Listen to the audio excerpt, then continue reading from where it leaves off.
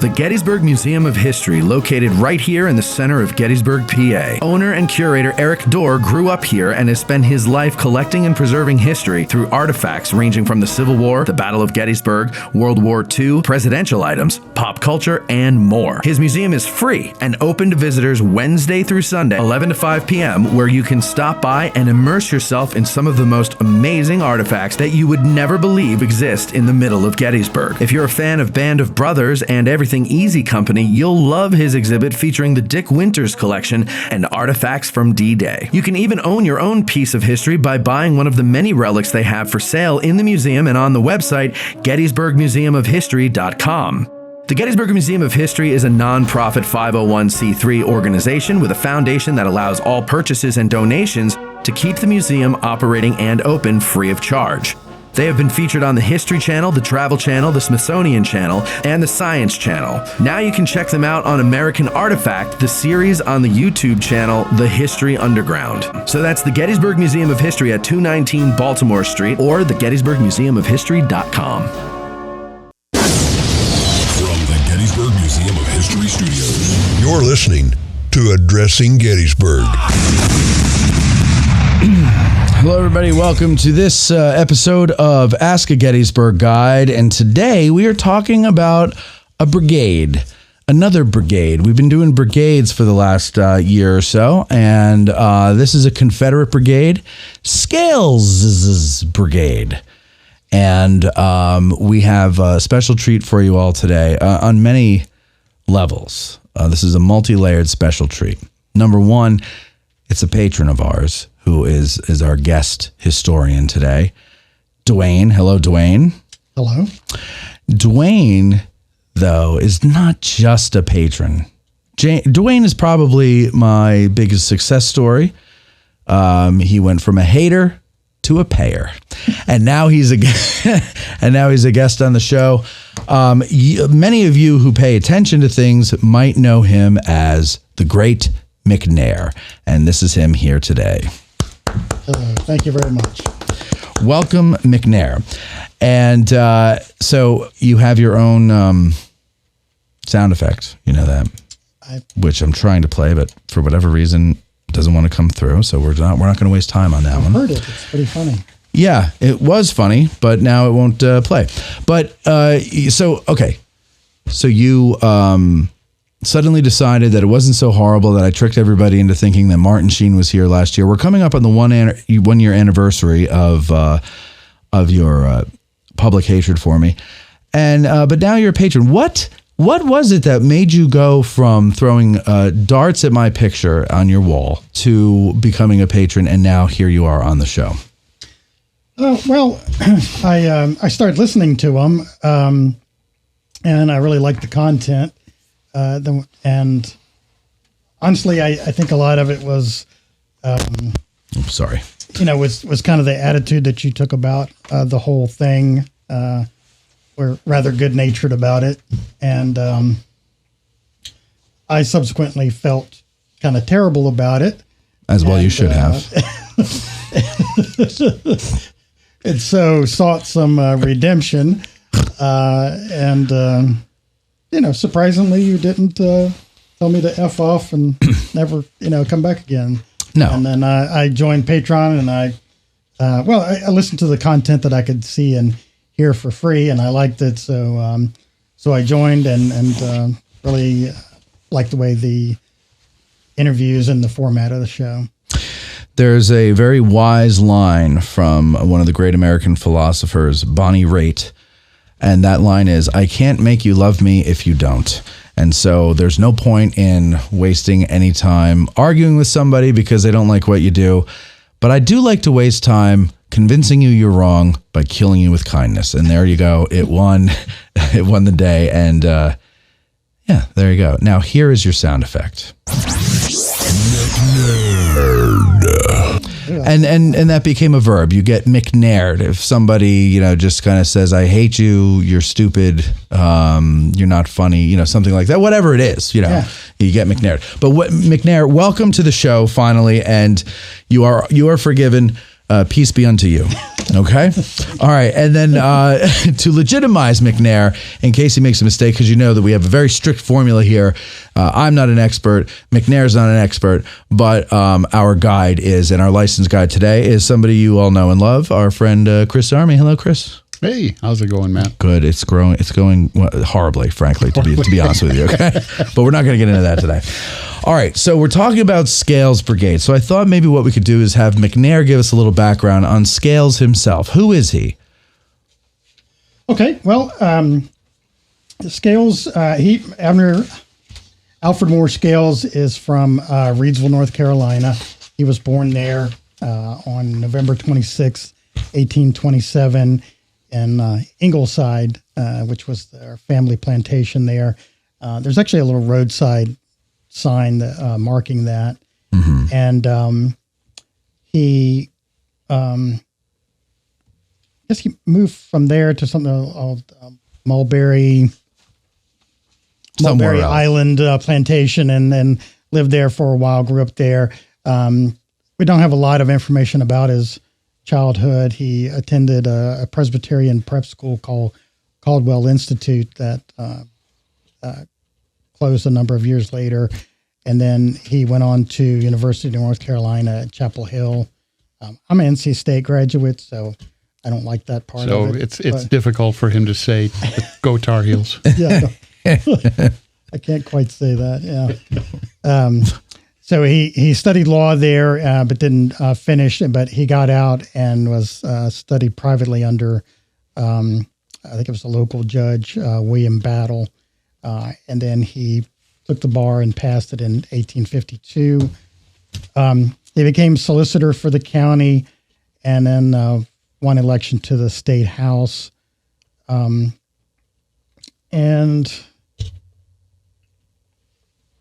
Yeah, so he was kind of in state politics for a while, and then with the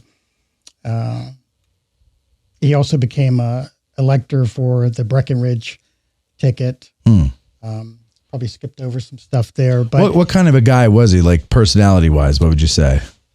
I don't know that we have a lot to that. He's a hoot. He was a hoot. You can't be from Reidsville, North Carolina, and not be a hoot. Yeah. Yeah. Well, I'm a hoot as well. He I read married a woman half his age. Oh, don't get ahead on the story. Oh, is that too far ahead? Yes, okay, all right. Well, that's what you got to look forward to, ladies. Although I didn't realize this until looking into this. He was married previously. He was, yeah. To some lady. Yeah, this is the trade-in, right? As they call it. I can't find anything where he was ever in Louisiana, but apparently he married someone from Louisiana, but she refused to leave Louisiana, so that naturally didn't work out. Okay, well. He gotcha. starts off as a teacher actually, and goes to Louisiana. Is that what it was? Yeah, Okay, so he's down there teaching. Okay, and something happened, and that's what we can't really find. Something happened that he ends up returning to North Carolina without the missus, or the practice wife, or the practice wife. There's all sorts of other things we could say. Do you think it was that he that just because she wouldn't leave, or is there something more to that maybe people she suspect? wasn't young enough? Her parents wouldn't let her go. I kind of got the feeling there was something going on, but we don't talk about such things. Of course not. At the time. Of course not. Okay, so I we may never know. She was maybe too young or something. But so you found information about him having taught down there? And it's not very much. Just that was his career. Yeah, and it just says he teaches. And he goes down to Louisiana to teach. He doesn't teach in North Carolina. A little more to your mouth there. Okay. Okay. You could pull it if you want to look at him. Just I see the X on it. So yeah. You should have a mirror behind you so I can see him. So you can see. Yeah. Well, you can look up in the monitor. But then I'm looking away. Yeah. Yeah. But I can see him there. Yeah. No, if you want to turn to your side, just keep this. Yeah, exactly. You got it. Okay. All right. So he. But go ahead. Continue then. So before we get up to him marrying the woman half his age, then so he becomes a lawyer. Yeah, so he becomes a lawyer. What kind of law do we know? I don't know. Legal law. So he does law. Solicitor for the county. Veronica Solicitor for the county. Okay. Veronica, what's legal law?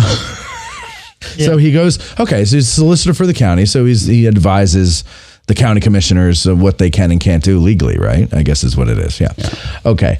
And then move us along then. So when does he marry the girl half his age? Oh, that's yeah. So I guess the divorce went through in like 1858 or something. I think. Okay. So we're not even at the war. Yeah, we're not even there yet. What year was he born? Did you say that? 1827. 1827. Okay. Yeah. And he, as you know, the Democratic Party ended up nominating Stephen Douglas and John C. Breckinridge. As a Southerner, of course, Scales supported Breckinridge, and he was an elector on his behalf for North Carolina. So Lincoln's, Lincoln's elected, Fort Sumter's fired on. And then when he calls for 75,000 troops, that's what gets the rest of the other 4 states join the Confederacy. And so Scales volunteered there in the Rockingham Guards, which was named after the county that was there, and which becomes Company H of the 3rd Regiment Volunteers, which eventually becomes the 13th North Carolina Troops. So, and he was elected captain at that time. So he enters the 13th North Carolina as a private, and then is elected captain. Okay, and so he's probably in his 30s at this point, if I'm doing my math right. I guess like 32, 33, something. Yeah. Okay. There's a photo of him from like 1859 where has no facial hair, much younger. I imagine that's probably what he looked like during the war. But maybe he had the goatee. I don't know. So has he met the girl who's half his age yet? Or she hasn't been born yet.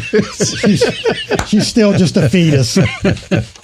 No. One quick story that I came across as far as him becoming the captain. They're in the camp of instruction in Raleigh, and they tell the men about face. And everybody turns one way, and 2 guys, Scales and a guy named Thomas Settle, turn the other way. Okay. And they say, "We like the cut of your jib. You 2 guys are captains now." Really? Wow. That's how he was made captain. If only it were that easy when I was growing up. I know. Right? I'd be general by now. I think Settle joined up with them, became officers in the same. Yeah, they were from another prominent family, the Settles. Okay. And they had been, as far as the convention to jump in and secede, they were on opposite sides. Oh, okay. But both lawyers, so they're good at arguing with each other and then having a bourbon afterwards. Yeah, right. I'm trying to stick with the theme. Yeah, the bourbon theme. As soon as the state says, the vote is that we secede, then they're buddies again. But they had been riding around, making the arguments all around the area. So I'm assuming that Settle was pro-union or not for secession, maybe? Well, see, it gets a little deep because at first they have a bunch of these discussions, if you will, to stay with the Union or leave the Union. But then when the state says that's it, and they vote for secession, then it's like, okay.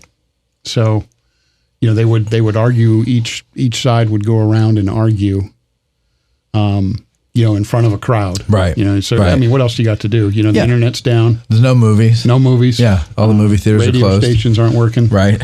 So you go listen to a good debate. Yeah. Of course. Yeah. And that was the form of entertainment at the time. Right. And there was boring as hell. It's a book called Apostles of Disunion, where there were guys that were sent around from the deeper southern states, Mississippi and so forth, and they were sent to convince everyone to secede. To help out. It's kind of like Mark Zuckerberg now. Yeah. Kind of helping out. Yeah. Gotcha. Right. Election interference is what they were up to, right? Yeah, basically. Okay. All right. So now the war starts. He's in the 13th North Carolina. And what is he seeing any kind of crazy action there, or what's going on then? Either one of you, it doesn't matter. Yeah, you probably got more than I do at this. Oh well, they start to get brigaded, but they have this drill master who you've heard of. His name is William Dorsey Pender. Oh yeah, and so Pender, he drills them, and he becomes part of the 6th North Carolina. Okay, he's eventually given the colonelcy of the 6th North Carolina. And one of the dynamics that you see almost from the outset of the war is that Pender and Scales have this really, really good working relationship. Okay. And that's based on the fact that Pender's a military guy, but he's not a politician. Uh-huh. Scales is a politician, very well connected in Raleigh, but wants to understand military, aspects better. Sure. So they kind of coexist like that and they help each other out. Okay. And when there's this discussion of Pender, taking on a regiment, Scales will get a hold of his old buddy, a guy by the name of Thomas Clingman. Okay. A big time Clingman. They just renamed his dome, by the way, or are in the process of doing that in Asheville, North Carolina. Oh, really? Clingman's Dome. Clingman's Dome, yeah. Yeah. No, I'm not familiar with it. It's if you are hiking in the Smokies, it's the second highest peak in North Carolina. Yeah. Okay. And they renamed it to the Indian name. I forget what it is. Heap Big Snake Dome or something. Oh, wait a second, that's Devil's Den. Yeah. That's our homage to Tim Smith for the show. But Scales influences that decision through Clingman, and Pender is given the 6th North Carolina. And so then there's this effort to brigade other regiments with the 6th North Carolina, including the 13th, and that ultimately gets done. Okay. So they're back together. All right. Give us some of their service in the war then, the brigade. They're at first, before they're brigaded, they're part of Raleigh Colston's command. They're fighting in Williamsburg in 1862 in the spring, and that's when the 13th North Carolina finally sees action. Then you have the Battle of Seven Pines, which is significant for several reasons. One of being that Dorsey Pender with the 6th North Carolina and his command and coolness under fire results in Confederate President Jefferson Davis, who's watching this. Pender goes into this battle a colonel, and after this action that Davis witnesses, rides up to Pender and says, "General Pender, I congratulate you." Oh, wow. Field promotion. That's pretty nice. If I'm not mistaken, I think that was only one of two that Davis ever did field promotion wise. Wow. Okay. So then, it's kind of like, well, what do you want? And they give them a brigade in A.P. Hill's division, and that's when the 16th, 22nd, 34th, and 38th North Carolina joined the 13th North Carolina. What is it that they loved about Pender? Lee loved Pender. What was so great about him? Did he have good hair? He did have good hair. Okay. I think. Okay. It helps if you do. I know, he married. Complexion, apparently. He was, Olive complexion. Yeah. Okay. Married a younger lady, too. Did he really? Yeah. That must have been the thing back then. Pickett did it, too. Yeah. Yeah. And Pender ragged on Scales about the... Yeah. But we're not there. We're not there yet, right. apparently. We're teasing the audience. I'm jumping it, too. That's right. We're drawing him in with the story of the young wife. Forget about the battle. Let's talk about his wedding. That's right. That's all right. Exactly. So go ahead. They will go through the Battle of Malvern Hill, part of the 7 days battle, and Scales will actually collapse of exhaustion at that battle and will be out of the Army recuperating until November. Wow. Okay, so he's out for several months. I just wonder if he actually contracted some kind of disease, because, exhaustion you can get over in a couple of days. Yeah. But they're down there in the swamp. Yeah, I'm thinking about, was yellow fever, malaria. I don't know. Maybe he was severely exhausted, and that takes a couple of months. I don't know. But he probably... He has a couple of these bouts. They all probably had like 2 or 3 persistent or chronic illnesses of some sort, right? Yeah. And it probably just all took it out of him. Yeah. Yeah. So I misspoke. The 13th North Carolina doesn't get added until October. Okay. Good thing you corrected yourself yes. there. Well, I want to make sure that we're being accurate because you built me up as some sort of expert in this. Well, and we will get letters. So yes, and emails. And mostly emails. Mostly. Actually, just comments. Yeah. He's wrong. I can tell you from the comfort of my mom's basement. That's right. He's wrong. Those two captains turned to the right, not to the left. Yeah, right. Exactly. Yeah. Yes, that's exactly what it would be. It wouldn't even be about when they were brigaded. It would be about that.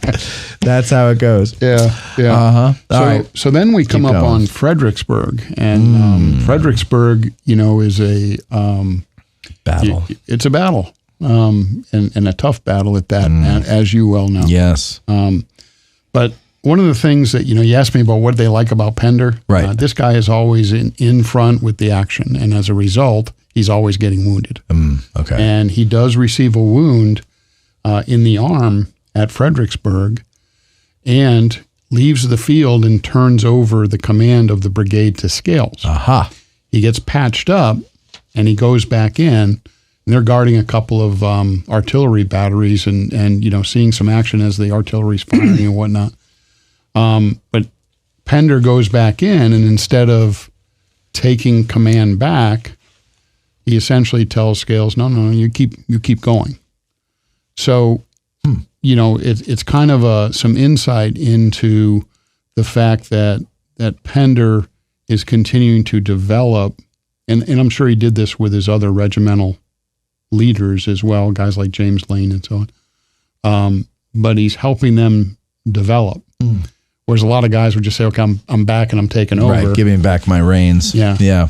So. And Pender's about how old at this time?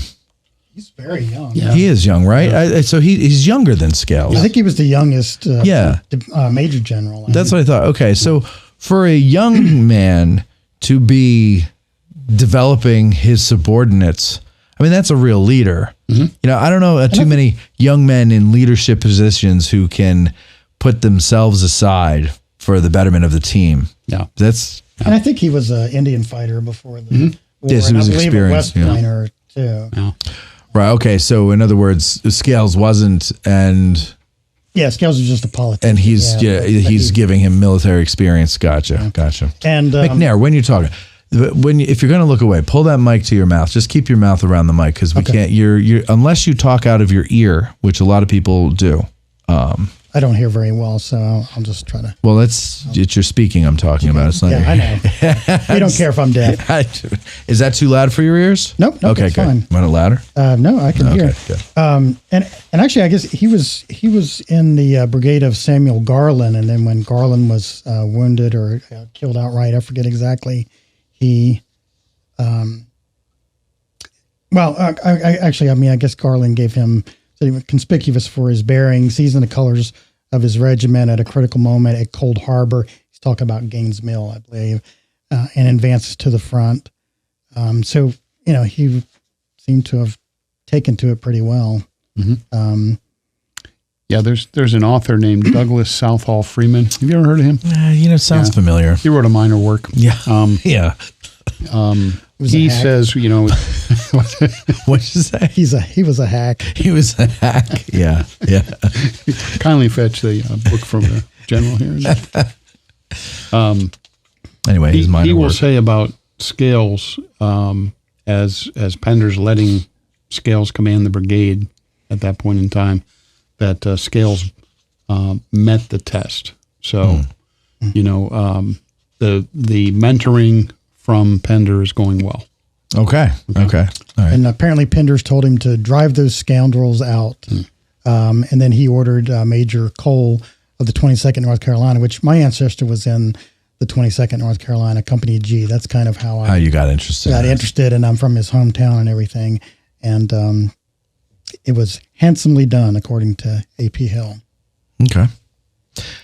So keep going. Just continue the story. Okay, to Gettysburg. We go from Fredericksburg to Chancellorsville, but in between, there's a very important event in the winter quarters. Their winter camp was named for South Carolinian Maxie Gregg, He had been mortally wounded at Fredericksburg, and one day in the camp, the men of the 13th North Carolina hear the drum beats of some forces, only to see that McGowan's South Carolinians are arrayed for battle with snowballs. And yes. So, this story's been told in several different troops. I'm sure they weren't the only ones. Sure. But then you have the great snowball fight between the Tar Heels and the, what is it they say about North Carolina? It's a veil of humility between two mountains of conceit. So Never heard that. That's good. Oh, you never heard that? No. Yeah. Between North and South Carolina. Yes. A veil of humility between two mountains of conceit. Yeah, We South hated Carolina and Virginia. we hated the Yeah, game. We hated the Gamecocks. I'll leave that alone. It's all fun and games, and there's no official report that was written of this map. But it's all fun and games until the red-headed adjutant of the 13th North Carolina was hit with a snowball that contains a flint rock. So See, there's always one. Yep, those South Carolinians. Yeah. Let's get the officer. Yeah. Did I just isolate some of your audience? Probably. But Yeah, sorry. they probably hated me anyway about because I like the North. Yeah. So you're going to like this. Well, let me finish. So once that happens, the Tar Heels got their dander up, and they will run through the camp of McGowan's guys, run them all back to their camp, ruining a good number of shanties. So Nice. So now you got to rebuild your must have winter. been a fun day. Your winter hut. Yeah. Oh my God. Okay. So Matt, are you ready? Yes. I hope you're ready, because now is when we can bring the young bride into the story. All right. How does he meet? Who is the young bride? How does he meet her? How much younger? Literally half his age? Well, she's 18. Okay, so she's legal. The Pender teases him about her being 17. But Oh, what's the difference at that point? All right, but so how does he know her? She's the daughter of, It's the Hendersons. a prominent, I think he's a Her lawyer name or is something Kate. like that. Yeah, Kate Henderson. More of his good connections. Right. And So he goes back and he marries her. leaves to marry her, yeah. And that was what, June of 63 or It had to be probably a little bit earlier, March. before Yeah, Chancellorsville? Before Chancellorsville. Okay. Yeah, March. So early March. Yeah, late March. Pender's writing to his wife about it, but What does he say? well, he can't resist having a little fun. He says in the letter to his wife Fanny Pender, Colonel Scales married a girl only 17. Best evidence in the world that he's getting old. Major Engelhardt says he must be court-martialed for going off without letting anyone know it and getting married in that way. Poor thing, she does not know what's in store for her, or she would not have been in such a hurry to get married. Yeah. Amen to that. So, then he continues with another letter. This after the return of Scales. Colonel Scales is the most homesick man I ever saw. I got after him about marrying such a young girl, but he says she is 18 and not 17 years old, and that she possessed those qualities he wanted. He did not think youth ought to have a counterbalancing effect. Oh. So I think that's wise. Doesn't hurt any of that. Isn't that wise? What can you possibly talk about with an 18-year-old when you're 32 or whatever he was? Probably back then the same things that you would talk about if she was 35 or 32. Yeah. Nothing? Probably. Corn's growing good this year. Probably an 18-year-old woman back then was much more mature than a 30-year-old Well, man. that's true. Than a 50-year-old man today, probably. Probably. Yeah, but still, like, what can you possibly? You can't relate to each other. Well, they stayed married, and apparently it was. They have kids? They did not. I mean, we'll get to that. Oh, They did not. okay. We'll find out why. Not that we know of. Oh, that's the answer I always give. Not that I know of. Not that I know of. All right, so go ahead. So he gets married, and then we have the Battle of Chancellorsville. Chancellorsville. All right. No. So do you have anything on that? Does he miss the battle? No. No. He was, so he. Did the marriage tip the scales? Boom, boom. Where's your drum roll? That was grand. I'm not even giving. I would. Oh, that was somebody. Somebody wrote that. It my is goodness. grand, and that's your typical Australian humor at play there. God, what was that? That was Homer Simpson. All right. So Yeah, I guess I was just like fascinated by his wounding, just being a medical person trying to find out more about that. Yeah. So I don't. That's about probably the only thing I can speak on. They They were part of the flank attack. Yeah. And I guess was it Pender's division that ends up capturing General one of the Hayeses? Yes, William Hayes. Yep. Yep.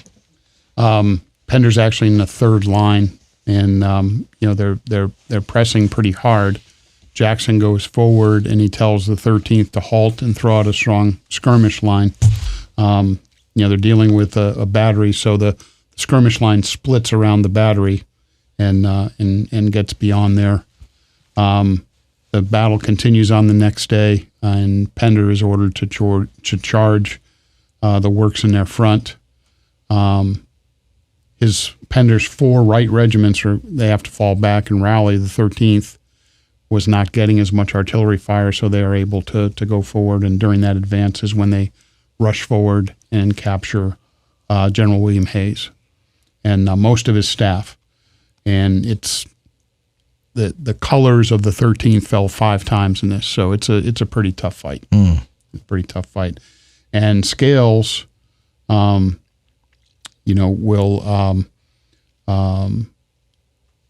order one of the men to, detail somebody to pick up the colors that have fallen, and that's when he's hit in the thigh, and he will be taken to Richmond to recover. And he's actually in Richmond, but Scales will write later on that he remembered May 3rd at Chancellorsville as a day that tried men's souls. So, since he was wounded in the right thigh, through the fleshy part of his thigh by a ball. So it was only a flesh wound. Only a flesh wound. Yeah, apparently it says it was fearful, though not serious. But right. Infection could take off with, of course, any of those. But it didn't cut the artery. Yeah, didn't shatter the bone. Apparently not. Yeah. Obviously, yeah, that would have stunk if. And frustratingly, I haven't been able to get any more detail on his wound here, but Chris has something. But we'll get to that. Okay, yeah, let's skipping ahead on. Please, let's not skip ahead. We all learned the lesson there when I tried to get to the marriage. Don't wound him. I mean, he just got married. Yeah, don't wound him a second time. So he. Okay, so then the Battle of Chancellorsville happens. Mm-hmm. Lee reorganizes the army. Pender goes up to division command, right? Mm-hmm. What happens with Scales? So Scales is recommended by Pender for promotion. And I've actually, I probably have a picture of it somewhere, but I actually have seen in the National Archives the order to do that does exist. On the envelope, it's all the endorsements. Oh, okay. So it's got Pender's endorsement, it's got A.P. Hill's and General Lee's before it goes to the congressional. Oh, that's cool. Confederate Congress to get approved. So now, but by promotion, you're saying in rank, not just moving to brigade command. It's right. Not a colonel in charge of a brigade. It's a brigadier general. Brigadier general. Yeah. Okay. Yeah. McNair. What was I going to say? I don't know. Oh, just that I collect autographs of Civil War personalities, mainly Confederate generals. So my interest in Scales, I have a number of his autographs and also Pender's from. It's an envelope from one of his letters that he sent to his wife, but Scales' handwriting is atrocious. Horrible. as he more better than I knows, but. To give you an example of that, Matt, his papers, or at least what's left of his papers, are at East Carolina University. Okay. So I go down there one day, and I know that I'm going to find all sorts of information about Gettysburg and about his Civil War service and all that. As it turns out, after the war, or maybe even as the war is ending, he instructed his very young wife, because we're supposed to say that. Right, yes. Half his age. To burn the papers, to burn his letters to her. Yeah. So nothing survived that is contemporary for Scales. Does he say why? No. But his writing, as Dwayne mentioned, it's bad. You couldn't read it anyway. Here's how you do it. The first letter you can recognize. Let's say it's an A. Okay. After that, it's just a line. Oh, so you have to guess what he's saying. The whole letters, every word in the letters are written like that. It is and really I have, difficult. I mean, I have really bad handwriting, but it's not even. So what is the point of burning it? Nobody could read it anyway. You're your own cryptographer. Yeah, yeah. It's like the zodiac letters. Like you got to figure out what you're writing. Right. This squiggly line looks like he's saying answer. There's an A squiggly line. Yeah. Now, there's a few letters that do survive. They're not really informative. However, when he is elevated to Brigadier General by Special Order number 163, as I'm sure you have a copy of. Of course. This is when he scaled the heights of command. That's right. Exactly. Boom, boom. That one didn't come in online, did it? It did. Oh, it did.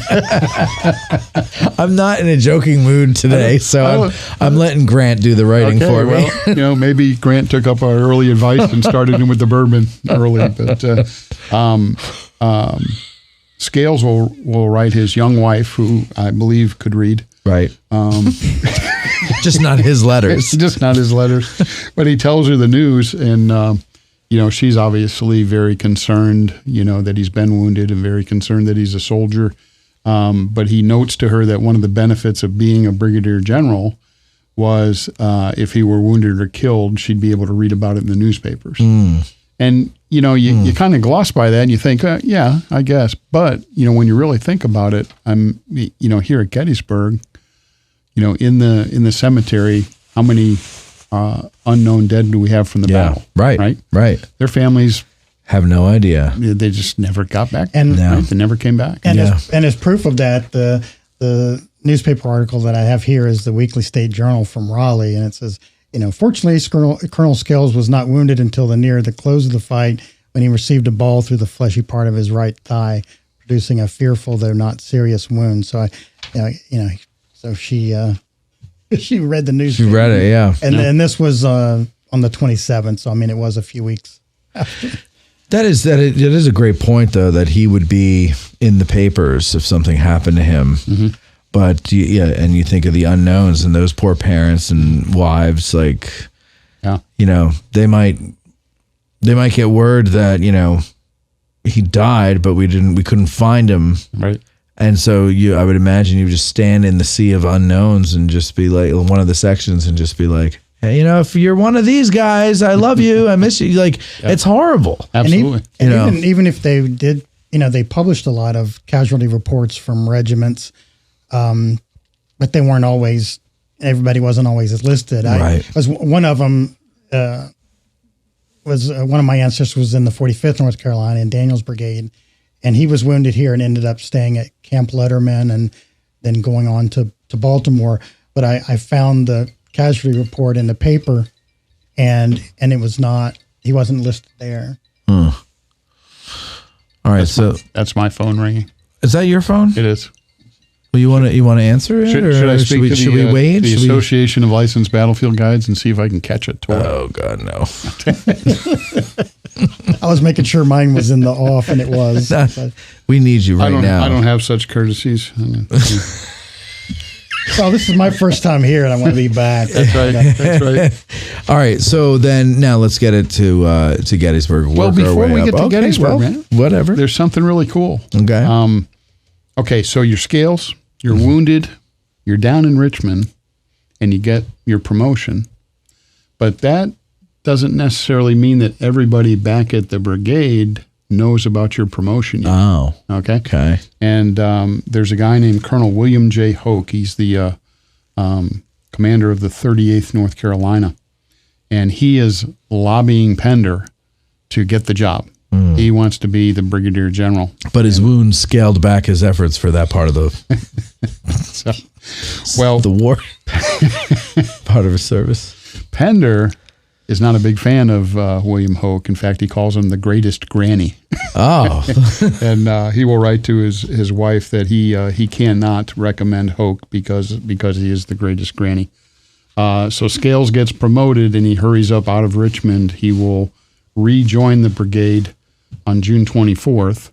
And while he may be the greatest granny or not, William Hoke will actually welcome Scales back with a band and a rousing speech. So, no hard feelings. Yeah.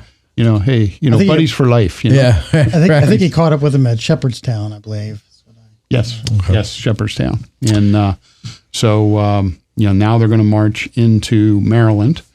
And, there's a very, very limited amount of information, letters, diaries from the men of Scales Brigade. It's frustrating. Yeah, there's if you care like me. Yeah, there's like 3 decent ones that have a lot of information, but aside from that, it's pretty rare to find some stuff.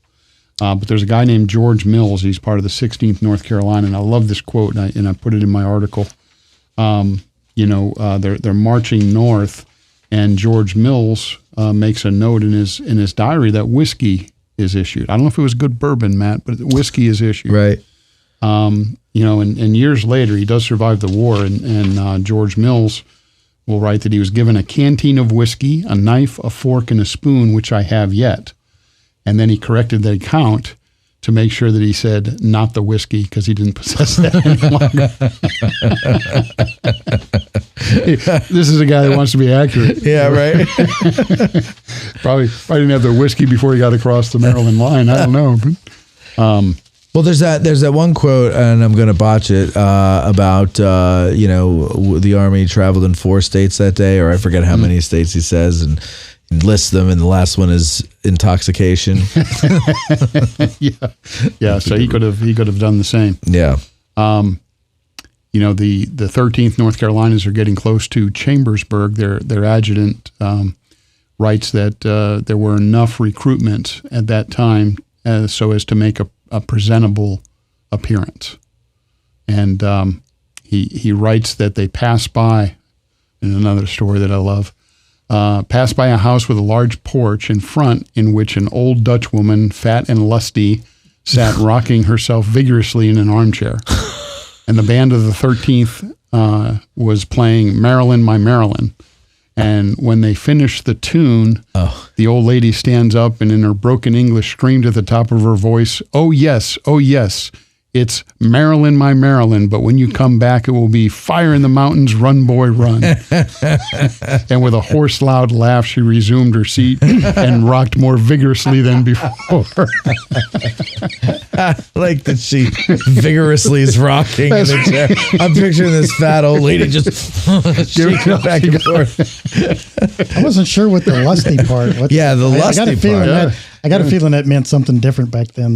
It must have. But maybe it's busty. I don't know, man. You're a soldier on the march. Could it be busty though? Because a lowercase b in cursive can look like a lowercase l if you don't make your connector strong. I'm going to go with lusty. I'm going to go with busty. Okay. Because she's fat. Matt, I love multiple choice. Okay. So there you go. She possibly could be lusty and busty. Well, that's true. She could be both. Now this is probably going to drive away more of your listeners. Bye, everybody. So on the way in Fayetteville is pretty much where Pender's division stops. I think that was a question that came through from your listeners. They're going to be in Fayetteville, Pennsylvania for a couple days. They get there on June 28th, and Scales will purchase a horse for $50. And he wrote Kate about that, and he said that horse would have cost $600 in North Carolina. So did he mean he purchased it here with Confederate script from some poor Dutchman? It could be. I mean, those were the orders from Lee, but could have been gold. Could have been gold. It could have been. Could have also been the threat of lead. Yeah. You could have it for 50. Yeah, whatever. Yeah, I got this Bitcoin. Yeah. It's not going to be worth much for a while. Bitcoin. Yeah. Just hold on to it. It's what? Don't buy a pizza with it. Hold on to it. That's it. It'll be worth something someday. So it's interesting. I love reading about the horses. And did you know, since we're talking about horses, and we've mentioned Pender. Did you know, Matt? I don't know. That our man, Dorsey Pender, co-owned a horse with David McMurtry Gregg. They owned a racehorse together No kidding. in the old Army. Really? Yes, sir. And they will ride back. And once this war looks like it's going to happen, they will ride back on the train together. They're going to drop Pender off in North Carolina, and Greg continues on. And I don't know whatever happened to the horse, but they co-owned a horse out west. Wow. A racehorse, Matt. Yeah. Racehorse. Did they win? I don't know. Probably not. And how did they split it? Right. Well, when your partnership is broken up by war. That's right.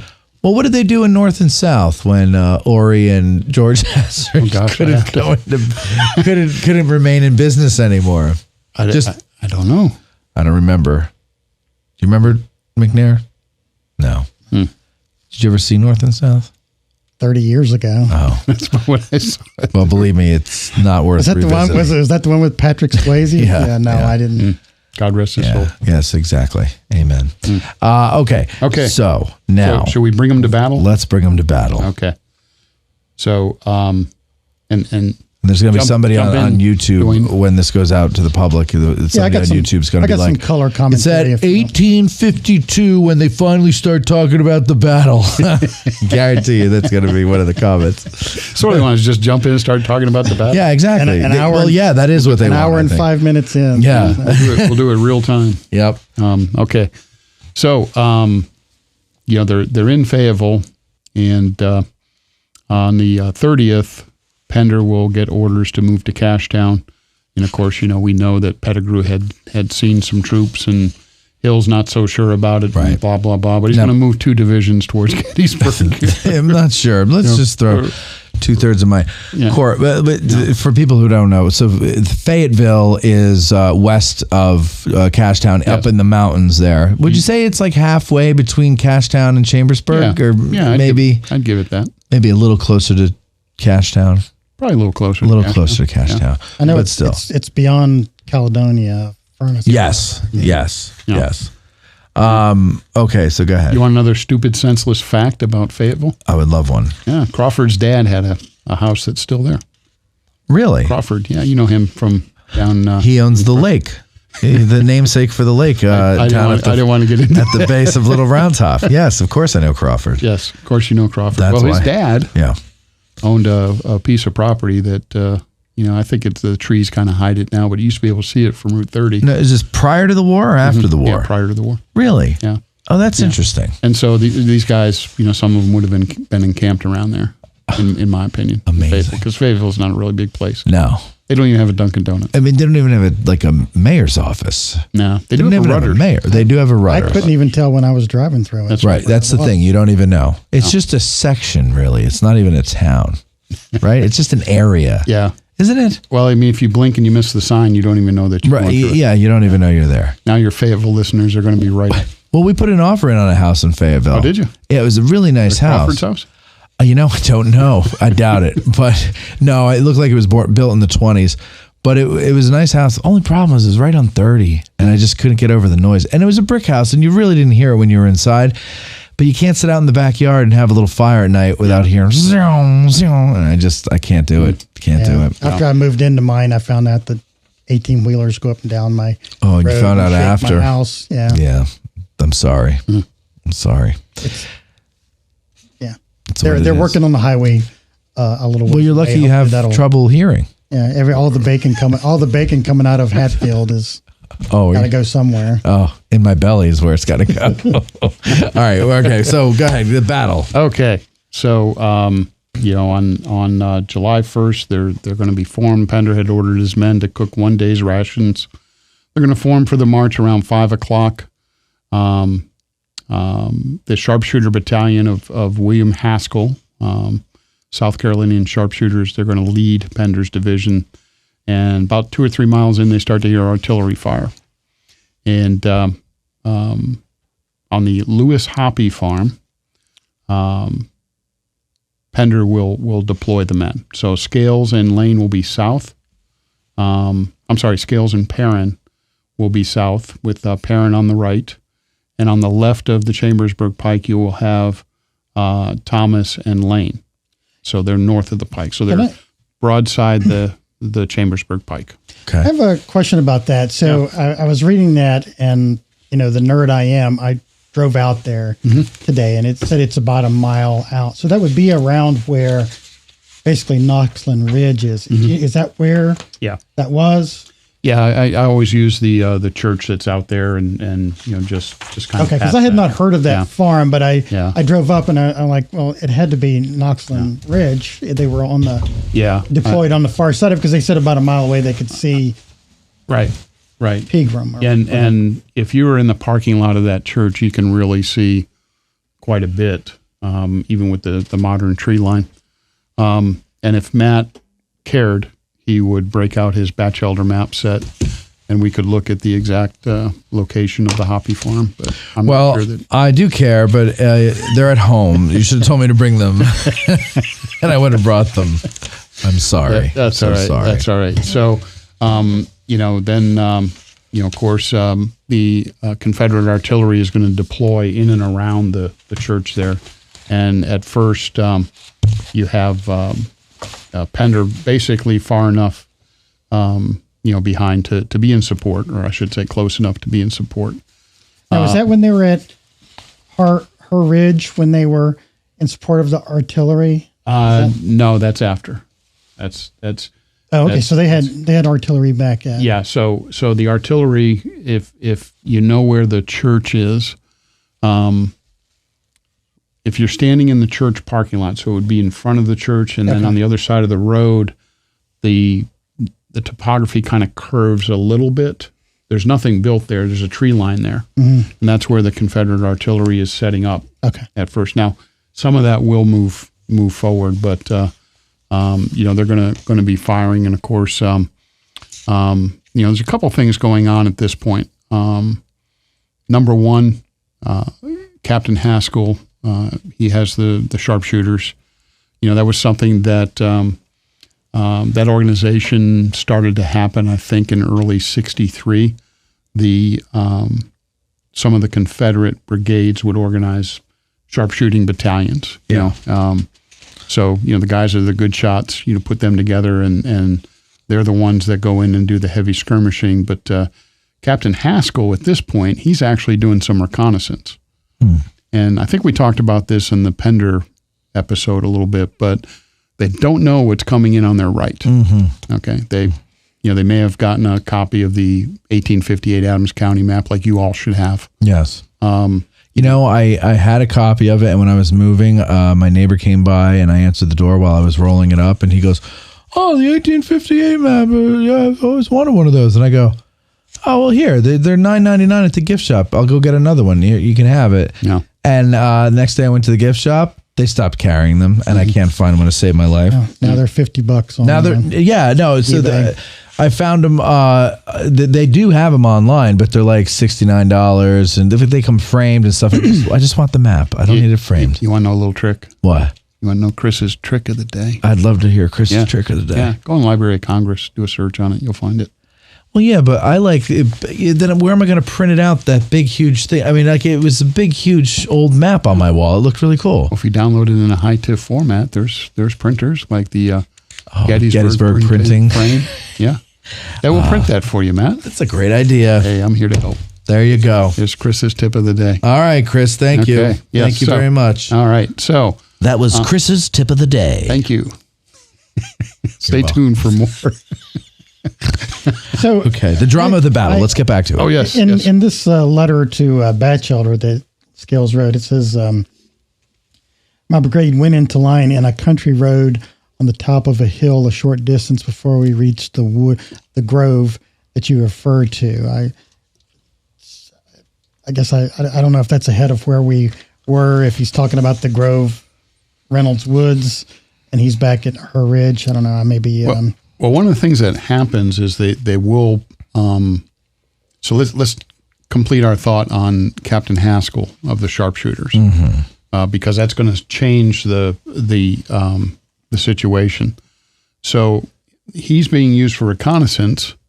So he is, he's going off to the right, and he finds out that on the far right of what would be Hare Ridge, that there's Union cavalry activity down there, and they don't know what's going to come in on their right, and so think of the two regiments on either side of the Chambersburg Pike. Conversely, they don't really know what's going to come in on their left because Ewell's guys haven't showed up yet. Okay. So what Pender's going to do is he's going to take Lane. He's going to shift them onto the other side of Perrin, as you probably can tell in your map book there. Your Phil Lano's map book. Yep, I'm looking right at it. Okay, and then he's going to take Thomas, and he's essentially going to refuse Thomas along the railroad cut and kind of watch what's going on in the north. Wait, Thomas? Thomas, yep. On the railroad cut? Yep. Okay, so not the railroad cut, but remember there's 3 railroad cuts. Yeah, right. Okay, so the most western area, and it might not even be right at the cut itself because I'm doing this from memory, but Thomas is shifted to guard the flank of the left side. Lane is put down to guard the flank of the right side, and in addition to that, there's a couple of artillery, at least pieces, I don't think they're full batteries, that are sent down to the right side to more or less watch the road. If Union boys are coming up that road, or if there's extensive cavalry action, it's their job to watch that between the sharpshooters, the artillery, and the right side of Lane's brigade. It's interesting because the Thomas isn't even on here. Yeah, like anywhere. Yeah. Yeah, he's over there. He just doesn't do anything. Right, but I mean, that's what I'm saying. Is like they're not even showing him covering the left. Yeah, I was on a Scott Hartwig, shout out to Scott, tour years and years and years ago, and it was on Pender's division, and one of the things he said early on is, you wanted to be a soldier in Thomas's brigade on this day. For the whole battle, really. Yeah, really. Yeah, I mean, the whole they'll battle. end up, going into Long Lane and being part of the sharpshooting, but yeah, I'm right. But they do take some casualties down in Long Lane, but on day one, that's he's the only one of the brigade I haven't been able to find a signature on. I have Pender, Perrin, Scales. No. Thomas is nowhere to be found. Yeah, I think what do the books say? According to Gottfried, he only lost. He lost 19.9, so 20%. Most of that was probably in Long Lane when they were skirmishing with. Yeah. Right, and just for comparison, Scales Brigade, apparently just to their right. If Thomas is covering the railroad cut on the left, then Scales is next. Yeah, Thomas didn't go forward down like that. Well, that's true, yeah. Mm-hmm. But Scales does go forward, and he loses 52.1%, a total of 704 out of 1351. So it's not a huge brigade. No, it's not. So that's a pretty we'll nasty loss. We'll get to that. We will. We will get to that.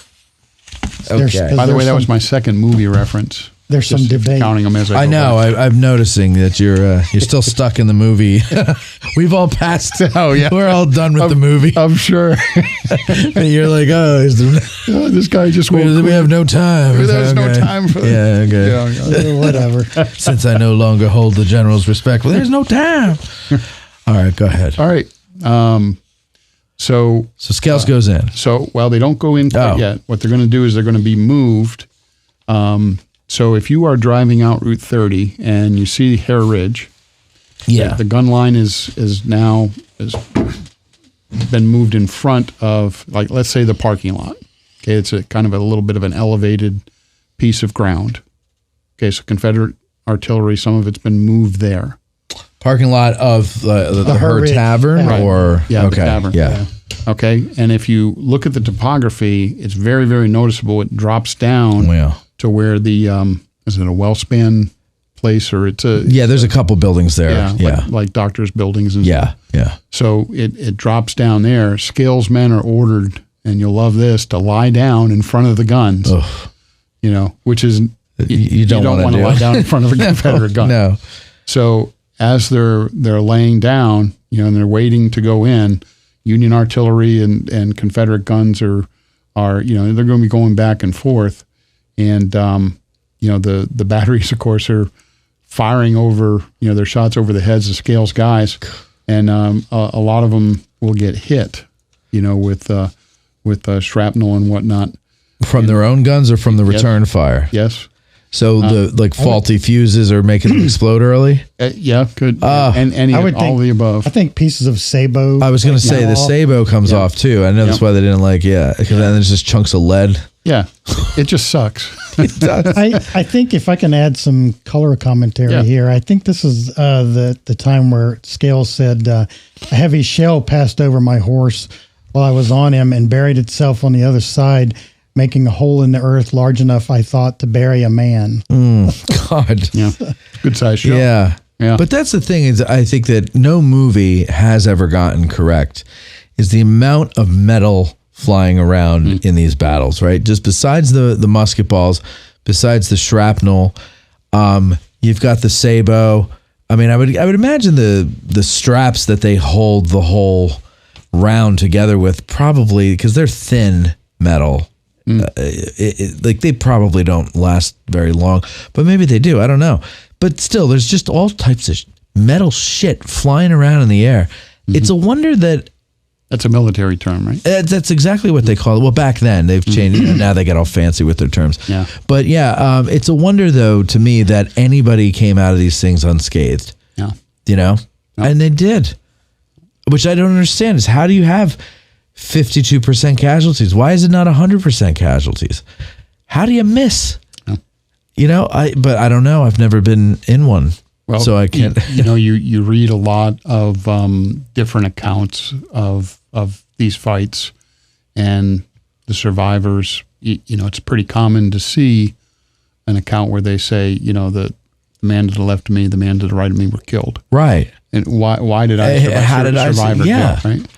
And even having bullets go through their clothing. I mean, that's the crazy thing. Go through your clothing, and it doesn't. It just barely hits you. Yeah. Yeah. That stuff astounds me. I don't know if I just do this to comfort my mind, but I don't remember where I got this idea, but I kind of suspect that maybe in the first battle you're in the beginning of the war, and you're really pissed at the enemy and you really hate them because you bought into all the propaganda of your side. You want to kill somebody, like you're aiming to kill, you're shooting to kill. But then after you've actually seen your buddies die, or you've seen, you were close enough to see the face of the guy that you shot, and then the human being in you comes back, I kind of think that maybe some of these guys were missing on purpose. Like they weren't taking aim. I want to think that. I don't know. Well, I base this on no historical evidence, except that, I'm a human being, and this is kind of how I would want people to think. Let's get a little more spiritual, Matt. Go ahead. Okay, since you granted Dwayne peace earlier. Yes, absolution. There's an account of a man in one of the Virginia brigades that is in Pickett's Charge, who wrote about his experience in Pickett's Charge. Obviously, survived it, and he talks about a dream that he has, a day or two later, and he sees an angel in the dream. And, he's been having this survivor's guilt, if you will. That's what we call it today, I suppose. Yeah. And the angel tells him, I am your guardian angel, and I protected you during that charge. Okay. So that's what's going on, Matt. You think it's the guardian angels? Guardian angels.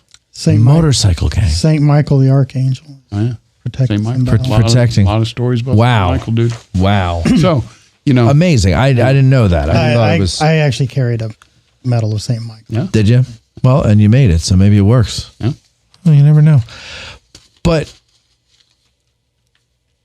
I mean, okay. Well, let's say we don't know.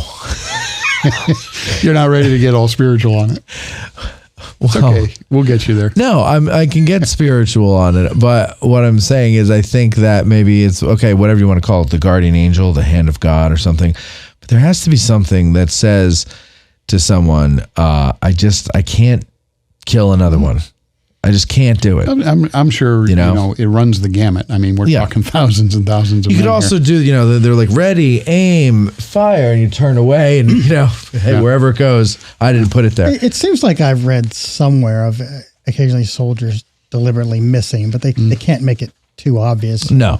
And I guess that's one reason they have, if there's a firing squad, there's like 6 of them, you don't know. And you don't know if you're the one that. And that's the thing is like, maybe it's like when you're at a good distance and you're firing a volley, you know, kind of shoot over their heads or into the ground and before them or something like that. But there will come a point where even if you're trying to spare a life, if you're getting close and the guy's coming at you, you're gonna take them out. They right? were definitely trying to kill. They were definitely trying to kill Scales. Yeah, but sure, of course. And so I'm not saying that it's all mercy and everything. But it's just amazing to me that if everybody's aiming, and I know everybody's not a good aim, but when you got a wall of lead flying at a wall of people, how does anybody miss? Well, I think they aim, accidentally aim high. You also have to think back to the fall when we had that event out at Winchester. Yeah. When we were firing, the amount of smoke. Yeah. And the fact that they're firing at us, so there's an amount of smoke. Sure.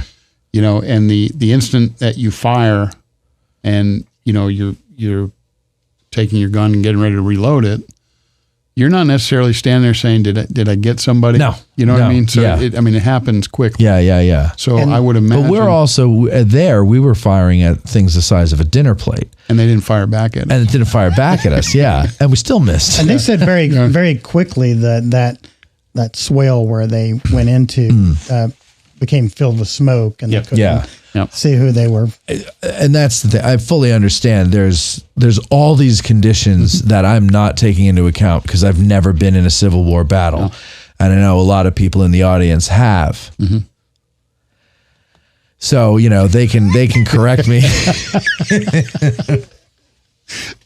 You have a very aged audience. Is that what you're saying? No, I have a lot of people in the audience who reenact, and I think that makes them soldiers. Not reincarnated. So they tell me. Okay. Yeah. They're free. Yeah, no, it's a very, very old. We skew older on this show. Yes. Okay, so now let's get back into this now here. Okay, Dwayne, by the way, reminded me when I wrote this article, I actually had, dark hair. And he's right. Okay, let's get in battle. But I also complimented you for still having your hair. So yeah, exactly. Who cares what color it is? Mine is just now turning gray. It just only exists on the side of my head. Man, we're covering the gamut today. Okay, so as you know, Pettigrew's guys are going to go in. Going to be a slugfest. And then Pender is ordered to go in and break the line. And so here's where you get multiple choice because the way that the brigade is deployed, the what is it, the 38th? Hold on here. 38th is on the left. 38th is on the left. Yeah, I wanted to make sure it wasn't the 13th, but 38th is on the left. And many of the maps that you see have the 38th crossing the Chambersburg Pike, which I always had a problem with. Okay, so I wanted to ask you about this. So go ahead. Yeah. So remember, there's fence lines along the Chambersburg Pike. Right. So that would mean the 38th would have to cross those fence lines. So we're thinking that they're still up. In the majority. We're thinking the 38th wasn't on the other side of the road. Oh, okay. So Scales is very specific in his official report that he was 50 yards from the roads. Right. Mm-hmm. Okay. His left was 50 yards from the road. 50 yards from the road. Yeah. And when he's ordered to go in, there's a couple things that are going on. Of course, Willoughby's Run. Mm-hmm. Did I say it right? Gotta have the S. According to Tim, yes, you have to have the S. So in the brambles around the run, that's gonna be difficult. Under fire. And remember, Union is still firing artillery at these guys. Brockenbrough is in front of them. So Scales writes that he hurries forward to help out our friends. Now, you can take that as the friends are Brockenbrough, but I also think what's going on is that Daniels, who has made 2 attacks sweeping down from Oak Hill against the Union line, he's about to make a 3rd. And the 32nd North Carolina, under a colonel named Edmund Brabble, the 32nd North Carolina is going to be going along the road parallel to Scales. Okay. And I think people confuse them for the 38th. Yeah. And Batchelder's map set, as I know you'll go home and look at tonight when you get home. Naturally. Because he used pen and ink, there's at least one map that I've seen that's kind of jumbled on the map. Okay. Okay. So it's, I'm not saying that's the only reason, but going forward, I think it's the 32nd on the left-hand side. Did the 32nd? I don't think they went as far east as and when you it just doesn't make sense that the 38th would be over there, right? And besides Scales being specific about that, I can't find it now, but someone else said that their left was south of the road, and the casualties of the 38th are less than they are for the 13th, I believe. I assume that's because they kind of refused and weren't presenting their side perpendicular to Stewart's cannon. Because they're going into it looks like they're heading right into like 1, 2, 3 batteries, maybe 4 or 5, depending on who's turning and looking at them. So the 2 most deadly batteries for them are the Stewart's battery on the other side of the road, and we'll talk about that. Most deadly for the 38th or for Scales' whole brigade. Yes. Okay. And Stevens battery. Yeah. Okay. Dana. So that dynamic is going to happen, and we're going to talk about what in particular Stewart's battery does. Okay. Okay, but let's take care of the 32nd to Dwayne's point. Go ahead. I don't think that they make it as far as the modern Reynolds Avenue. They come across, they're on the left of Scales, but that's the focus of Stewart's battery at that time. Okay. On both sides of the railroad cut, I believe. Okay. So they're taking a ton of lead in that attack, and remember that's their 3rd attack. Right. Okay. So they're hanging out by the Buford statue area there. Yeah, they kind of come down and they sweep around. Yeah. So they're going to go a little bit farther than that, almost to the road, but I think that's about where they go to ground. Okay. So not quite to Reynolds Avenue. Not quite to Reynolds Avenue. At the same time, Brockenbrough is going to go to ground after they push Stone back, with, I believe, Scales' help and full transparency.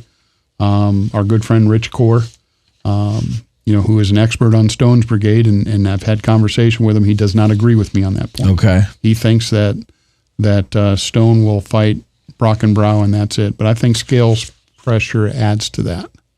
And that push is what pushes Stone out of there. Mm-hmm. Okay, so they're falling back.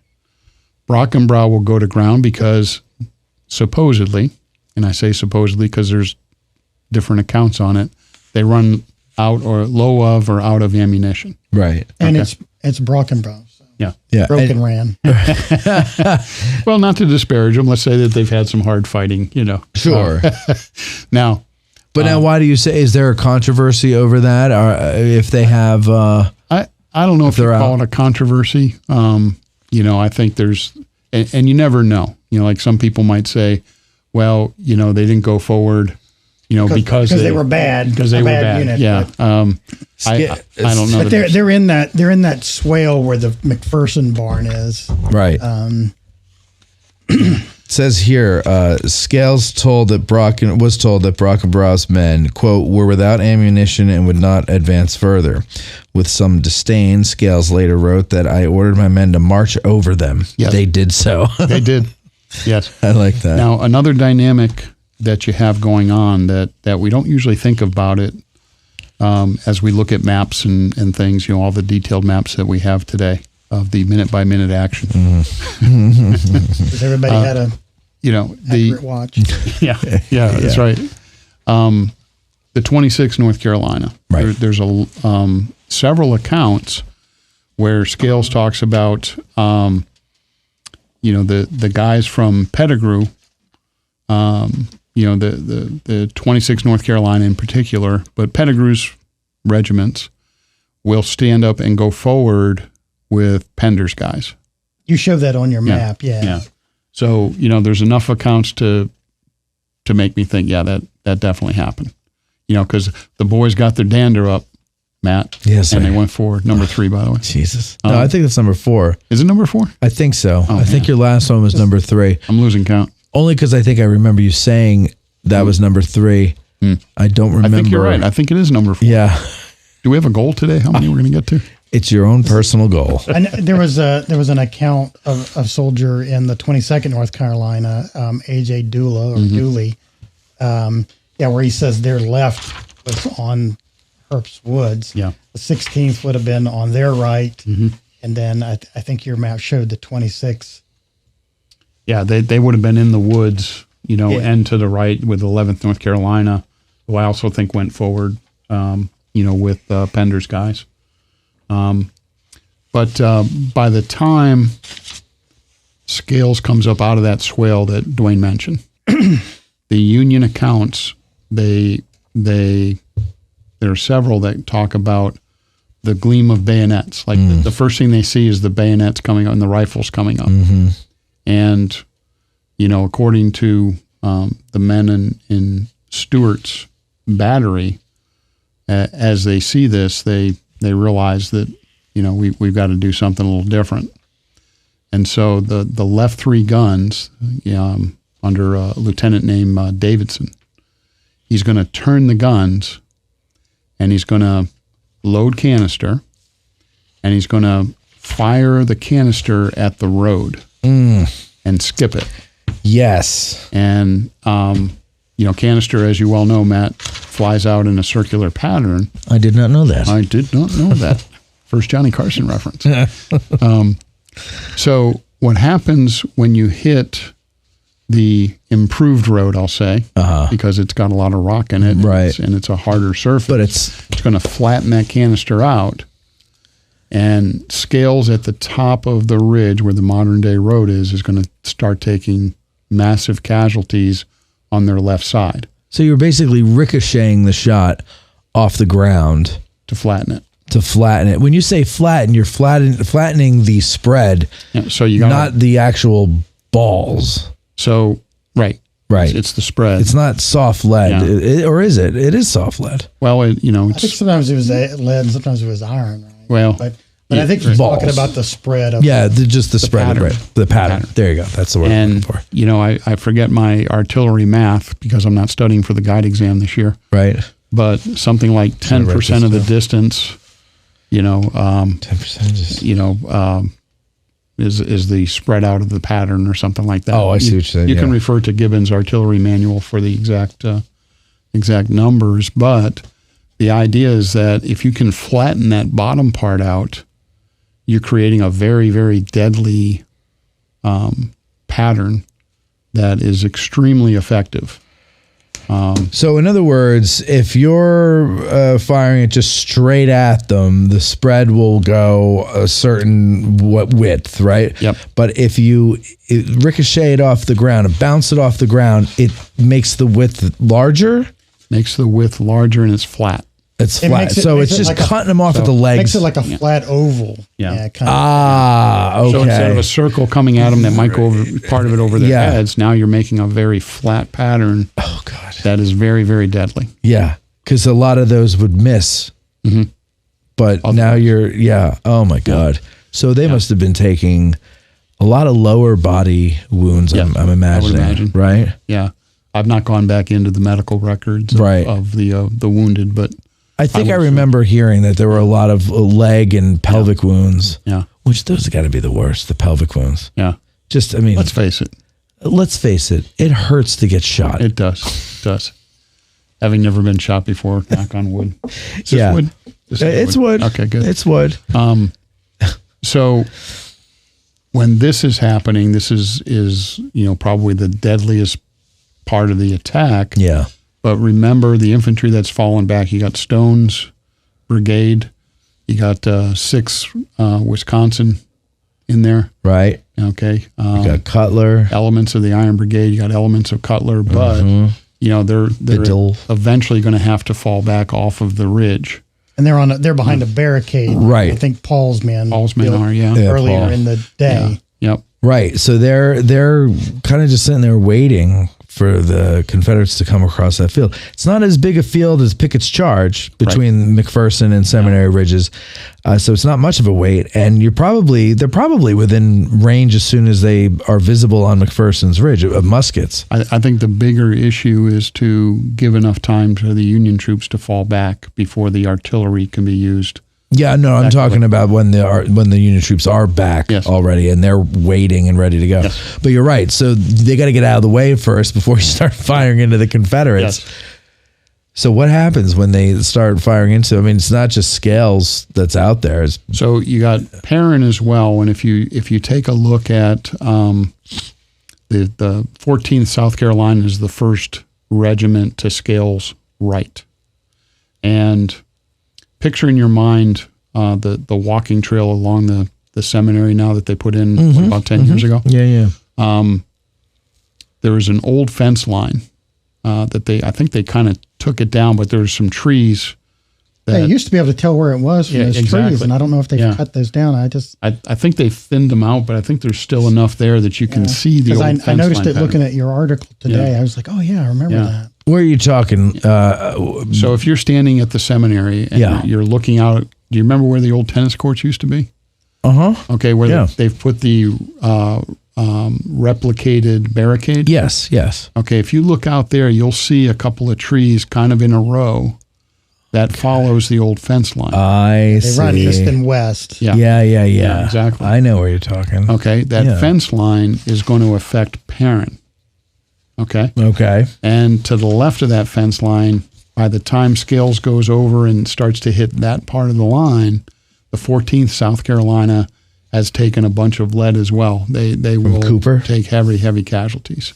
And I don't think they've even fired a shot yet. Right? No, because Perrin has told his men, and Pender has told them not to fire until... So I wanted to ask you about that. I know specifically that was mentioned for Perrin, and Perrin enforced that. Was that also for Scales? Were they ordered to go in and not fire?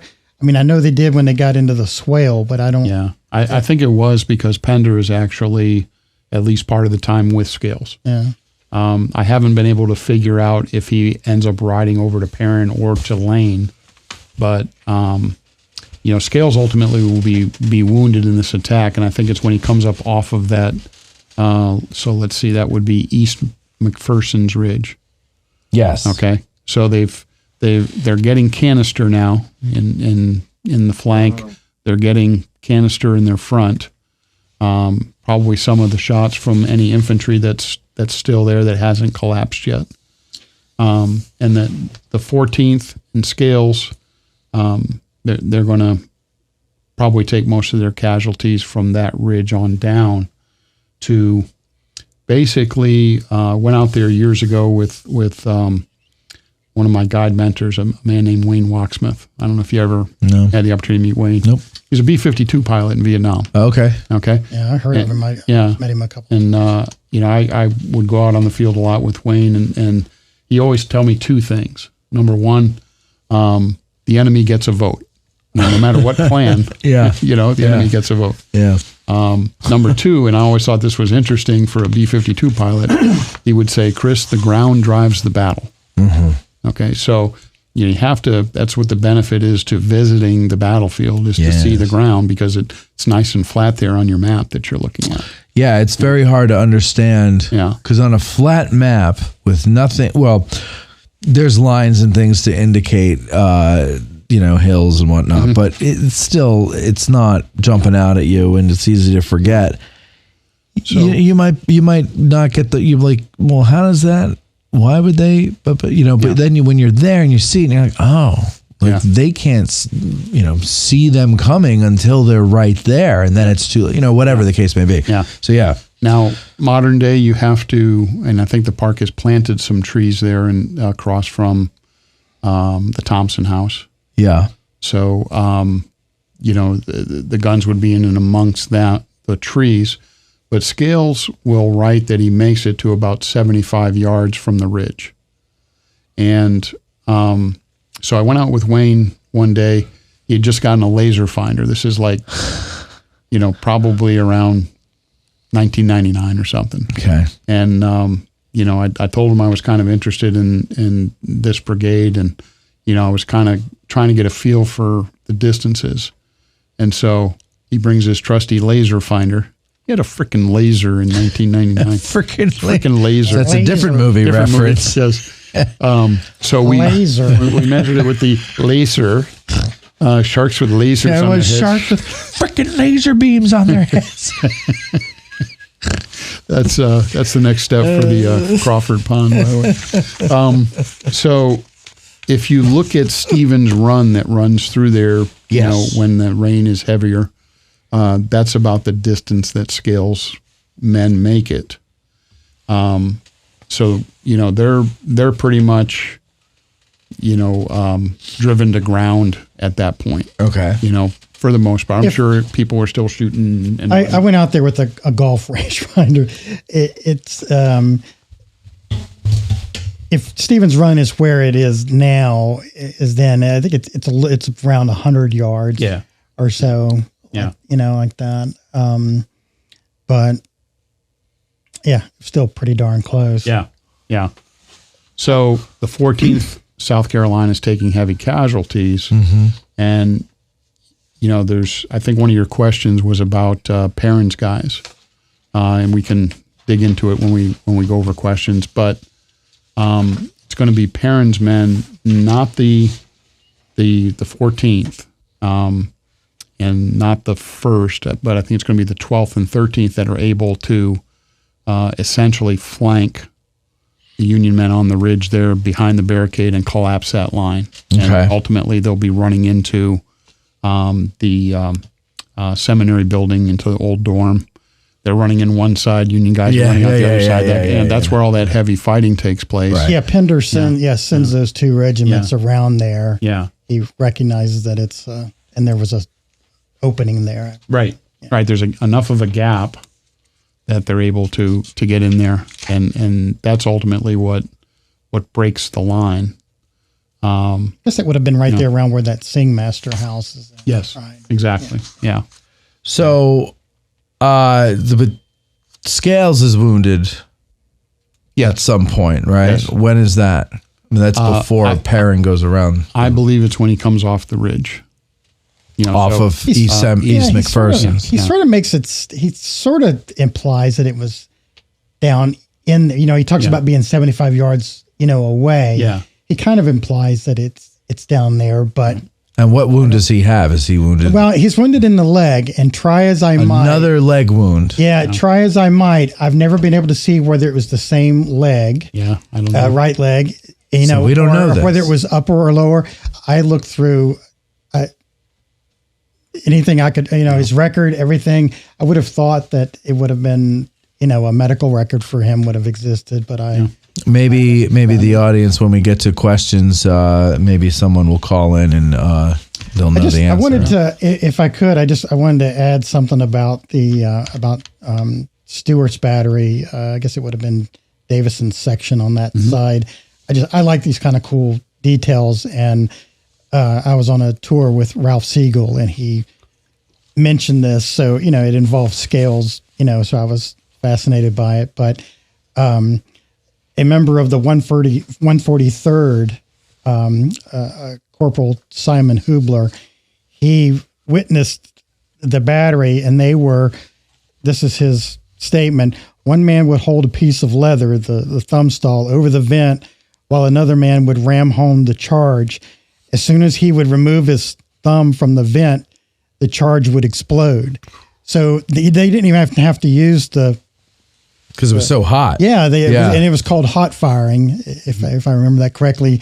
He would just cover the vent, and as soon as they were ready, he would and as soon as he would take his thumb off, it would fire. So that was how No, thank rapidly and hot Davison's guns were. I don't know. That's like nerve-wracking timing and coordination that you and your buddies have to do there. There's a story about Davidson. Excuse me. This one chokes me up. So he's in charge of 3 guns. Where's my rim shot? And they're Napoleon, so he's just firing away with the. Yeah. Oh God. So thank you. Davidson actually gets wounded in the ankle, and he's got a couple of his guys holding him up as he's given the orders to fire the guns, and Davidson's yelling, "Feed it to him, GD him, feed it to him." He's not real happy with those Confederates attacking. No, I'm sure he's not. And he used swear words, Matt. And what do you think the swear words were back then? This comes up often, and I'm always curious to see what everybody thinks. You said GD. Mm-hmm. I once saw a documentary about the show Deadwood. I've talked about this on the show, so forgive me, audience, for repeating myself. But they were talking about the cursing in the show, and the lady who was the expert said, "Well, they would have been profane, but it wouldn't have been the way they are in the show today. Those are our worst words." Yeah, I don't know if the F word was a word back then. No, it was, but they didn't use it. It was an abbreviation, I think. Well, there's all that. There's that, but it meant what it meant back then. It wasn't as useful a word as it is now. And then all the other fun ones were around then. The thing was, they weren't using it the way they did in the HBO show. But to say "goddamn" would have been, one of even if you were the dregs of society.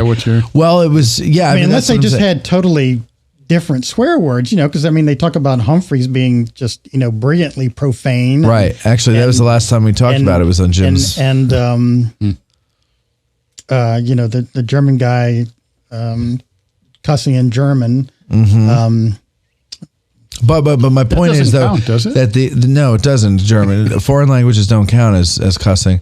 But my point is that the profanity of the day is tame compared to what I remember a time when you couldn't say bitch on television. And now it's bitch this, bitch that. Yeah. And now they're starting to slip shit into regular broadcast television. Yeah. So, things. And you're seeing it on billboards too, creatively. Yes. And Sheets kind of plays with it with their why the sheets not, or, it'll make you sheets your pants. That's Taco Bell. Thank you. Thank you. I'm not sure if they're going to withdraw their sponsorship. Yeah. They probably won't. They love that we talk about them. So, no, all right. So please, can we get back to? I think when the final press happens and Perrin and Pender end up at the square, and they'll raise the South Carolina flag there, and they've driven the Union Army off of the ridge. Tell that about them getting to the square and raising the South Carolina flag. Well, they got to the square and they raised the South Carolina flag. Isn't that amazing, folks? Pender made him turn around and leave. Now, I don't think Scales Brigade, if I understood right, they didn't go down there. He was. Well, I've read some elements went down there, but I agree with you. I don't think if there were some element, I think it wasn't. Scales hightailed it to a hospital. I guess. Yeah, he would have. Well, I don't know about hightailing it. Limp back a little bit. Now, he apparently stayed while he was wounded, rallying the men along with Pender. But so he has this wound in his leg and is obviously going to receive medical attention. Who takes over for him? So Lawrence. A man named William Lawrence or Lawrence. Don't call me Lawrence. I'm not doing Lawrence. Is it Lawrence or Lawrence? I always pronounce it Lawrence. Where's he from? He's from North Carolina. Yeah. Yeah. No, it's just Lawrence. Lawrence. Yeah, it's LOW. Yeah. So Lawrence. But, there's only 2 field officers that do not get wounded in this fight. Okay. So it's a big mess. Yeah, Lawrence is one, and G.T. Gordon, who's the 34th North Carolinian. So, and you know, for those of you listening at home, not the patrons that listening now, but listening later, the masses. Yeah, I know we were kind of going on tangents and joking around a bit and everything here, but this is really like they really kind of get it handed to them. Mm-hmm. I mean, they're just kind of like almost like fish in a barrel in a way. Well, you know, it's interesting. I was curious when Harry Fonz wrote his first day book. Yeah, how he was going to treat this, and he mentions an event that happens after the battle, and that is that Abner Perrin, the commander of the South Carolinians, he writes a scathing letter to, I believe it's to the governor of South Carolina. Millage Bonham, because I guess he had been his previous commander or something like that. Yeah. And I don't know why I remember that. Yeah, well, that's what you do. Useless trivia, right? And the letter criticizes Lane's brigade for not moving forward with Perrin. Of course, they got their own problems that we'll deal with another day. Right. And Scales Brigade for not going forward. Oh, really? I don't think he knew what was going on. I don't think he did because his own 14th South Carolina, was because apparently Scales Brigade was very, still maintained incredible discipline going down into that swale. Yeah. Like I've wanted to dub that Scales Field there. Yeah. Well, maybe we can get that started. But, to finish my thought there, Fonz essentially writes, and I don't have the quote handy, but he essentially writes that Perrin owed Scales, a note of gratitude rather than censure, for taking all the rounds, eating all the lead. Yeah. Oh my God. So here, this is from I almost said Gilbert Gottfried, Brad Gottfried's brigades at Gettysburg. Every field officer except one was killed or wounded, including Scales. Every unit experienced heavy losses. According to Adjutant Nathaniel Smith, his 13th North Carolina lost 150 of the 180 that entered the battle. Yeah. A careful analysis by Busey and Martin found that the regiment's battlefield losses were somewhat less, totaling only 77%, the sixth highest for any Confederate regiment at Gettysburg. One casualty was the surgeon of the 16th North Carolina who, in his excitement, rode forward with the line of battle. The historian of the regiment later wrote that, quote, "Our surgeon was shot in the head and ought to have been killed for being there and not for attending to his duty." Yeah, seriously. Like, you're lucky. You get to stay in the back. Yeah. I mean, you got to deal with all the horror. But so the battered remains of the brigade rallied in the rear before advancing to a fence about 200 yards from the Seminary Ridge. They opened fire on the Union position because we already talked about that there. But so, I mean, they're taking terrible casualties. And then I forgot a really cool story. What? Before they go in, they're in front of the artillery. Yeah. I think it was George Mills wrote that, during that back and forth where the guys are getting wounded from their own guns and the Union guns, one, I think it was a lieutenant, gets hit by a piece of shrapnel and he jumps up and he's running to the rear yelling, "I'm dead, I'm dead." Yeah. And, one of the commanders says, to a couple stretcher bearers, "Go get that dead man if you can catch him." That was Lawrence. Oh, was it? That said that? And I looked up, and the guy did have a cracked skull. He had a more serious wound than Lawrence. Oh, way to ruin good comedy. Yeah, come on. Well, did he die, McNair? No, he lived. He did? His head hurt. His head hurt. Got a headache today. All right, now the Gettysburg isn't over for Scales' brigade. No, and to your point in saying it that way, one of the hardest things to do to write about this brigade is where to put the apostrophe. Where they put the apostrophe, yeah. Just no S. It's just no S. You just put the apostrophe there. Yeah. Well, that took me a little while to figure out. They used the old method on all the signs. You'll see Scales is Yeah. I don't like that. I prefer the the S is enough. There was a Or the cool story apostrophe. about the color bearer of the 13th North Carolina. He was hit by presumably canister or something.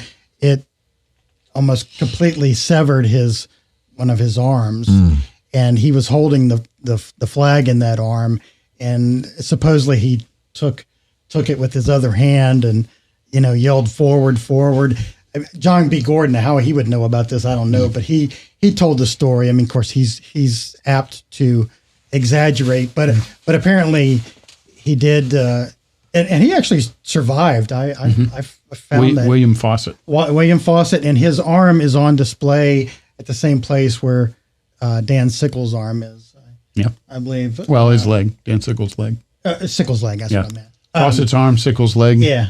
I always forget the name of that. Full skeleton soon. What is it? Museum of Medical History. I always forget the name of it. Yeah. The Museum of Civil War Medicine, or you're talking about the? No, it's in Silver Spring, right? It's in Silver Spring. Yeah. It's on the base there. It's where Dan's leg is. Yeah. I keep forgetting that name too. I always mix it up. It's Museum of Medical Museum of Civil War Medical. Museum of Medical. We might have to look that up on the internet. Military histories, medical. Let me look it up here. Yeah. The audience has been quiet. Maybe they can look it up for us. They're saying nothing about this one here of military, medical, science, and poetry. Let's see if that comes up. National Museum of Health and Medicine? No. You added too many words. Oh, shit. Well, let's see here. Go back to science and poetry. I'll just do science. Museums of Medicine, Armed Forces. National Museum of Silver Spring, you said it's in? Yeah. National Museum of Health and Medicine. Yes. That's what it is. All right. So now we have that answer. But more importantly, we have to get to the questions, and we haven't even gotten to July 2nd or 3rd yet, right? Yeah. Okay, so July 2nd. You are correct, sir. Thank you. So July 2nd. Thanks, Ed. Skirmishing. So July 2nd, nothing, right? Interestingly. Well, you know, I mean, think. I'm hungry. Nothing.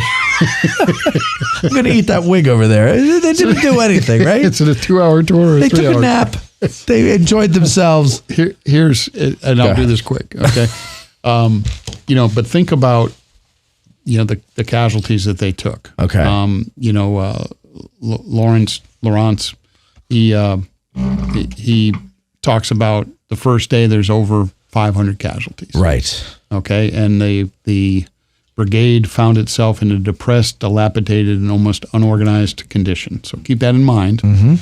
Day 2, they're sent to the right. So Lane is covering like the McMillan House area. Yeah. And Lawrence is sent down as skirmishers. They extend down as a heavy skirmish line, and you can draw that wherever you want to on your map, but somewhere in the field and involved almost as far out as the Bliss Farm at times. Mm-hmm. So, this, you got a new commander. Mm-hmm.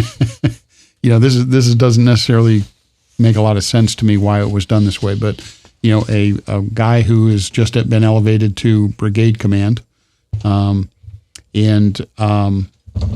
is at least in early July 2nd, protecting the right of the Army of Northern Virginia.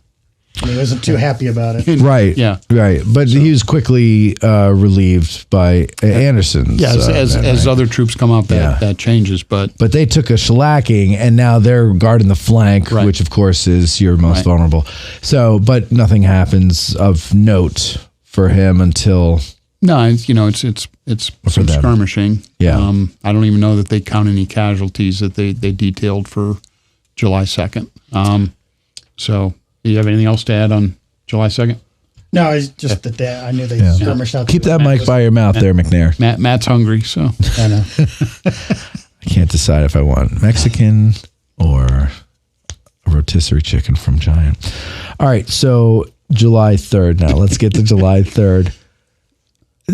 So this is interesting, though, because go ahead and tell us about July 3rd, because now, Lee's got his whole big plan here, which is going to just really win the day. So, the gist of it is that Lane and Laurent are put under Trimble.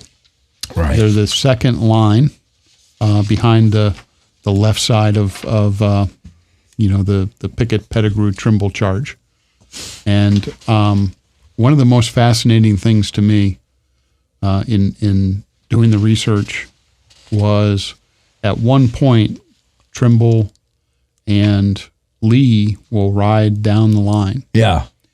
And they stop in front of Scales Brigade, and Lee makes the comment, "I miss the faces of many old friends in this brigade." Yes. Okay, so I have a hard time reconciling, okay, you're Robert E. Lee, and you've got this attack that you're expecting, and now you're looking at this line, and you know that these guys took a beating on day one, and you know that they're not at a strength. I'm not saying that they shouldn't have been in the attack because they want to use everybody in the attack, but you don't do anything about it other than, hey, if you're a cook, you got a rifle. If you're a stretcher bearer, you got a rifle. They're putting Mahomes sitting there doing nothing. Yeah. Well, but so do you think, are you saying that you don't buy that Lee said that, or what are you saying? No, I think he very much said that. Oh, okay. You don't think that's lost cause? I think it's a mystery why they were sent in anyway. Yeah. Well, what the mystery to me would be is after seeing that, you're the commander. You don't make an adjustment for that. You don't go, hey, Longstreet. Hey, Longstreet. How about a little, for the effort? Never fight uphill, be nice. Do you think maybe it just got lost in the... Do you think it just got lost in the shuffle and had something to do... I'm sorry, McNair, what? I was just going to say, do you think it just got lost in the shuffle? Hill wasn't particularly involved, and Longstreet didn't know the men that well, and I don't know. Well, Trimble never fight uphill with me, boys. All right, go ahead. You would think Trimble. You could answer him there. I'm sorry. Yeah, I mean, it's just a it's one of those mysteries to me that we'll probably never know the answer. But yeah, you would think as the overall commander that you might want to say, okay, what's going on here? If I've done the math and I need this many men, and here I'm seeing holes, in essentially what's considered, he's lost Pender, but these guys are, many times known as Lee's shock troops. Yeah. These are tough, experienced fighters. Yeah. And you see that they're not at full strength, and that they're not because of day one. Sure. And you don't make any adjustments for that. I have a hard time reconciling. Doesn't he comment on that a lot of these men should be at the rear because he could see the bandages on their heads and hands? Yeah, and body? the same time. It's the same time as he misses the faces. Yeah. Mm-hmm. And now I've heard, I seem to have heard and remembered the story as he says that, and he calls attention to it, and then the person he's riding with says, well, sir, if we did that, we wouldn't have anybody to put in. But then I also heard, I don't really know if that's what happened. What's the story with that story? Multiple choice. Yes. What is the multiple choice? Well, you pick the one. I don't remember hearing a response till he went. And I was reading in the Brigades of Gettysburg, and he recounts that, but there is no response to that. So I wonder if maybe I misunderstood the guide because it was on a tour years ago, and I wonder if I misunderstood them, and they were kind of saying, well, if you did that, you wouldn't. He was saying that. In other words, the guide was saying that to Lee, posthumously.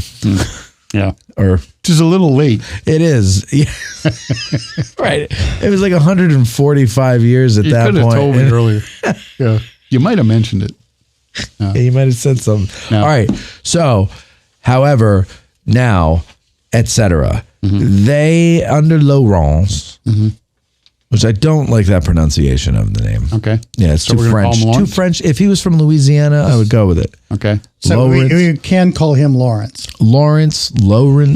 Lawrence, I would Lawrence. think. North Carolina. I could see people in North Carolina saying Lawrence. Lawrence, yeah. We'll go with that. Lawrence. Laurent. It's too French for me. That's very French. Sorry. So anyway, my point is, they're not going in the first wave, right? That's not Correct. where are they? What's the plan for them? They're in the second line. So they're the So the first line Cleanup. is supposed to make the breakthrough. Second line exploits it. Yeah. So no, but in the first line. I'm sorry, who's in the first line ahead of them? It was Pickett's men. Pettigrew. No, Pettigrew's man. So they're first day guys too. They're not Yes. fresh, Yeah. right? The only guys that are fresh in Pettigrew this, had a much bigger brigade, though. But yeah, right? But they're down to 500 men though. That brigade, or I'm sorry, I'm thinking of the 26th North Carolina. Never mind. Scratch that. Reverse it. So but Pickett's division is the only fresh division in this charge for the people who are new to this battle. Yes. That's why I'm bringing that up. So you have Davis, Marshall, and Fry. And Fry is the brigade of direction. Behind them, going north to south, you have Lane and Lawrence. Or Lawrence. Yeah, Lawrence's brigade much smaller than Lane at this point.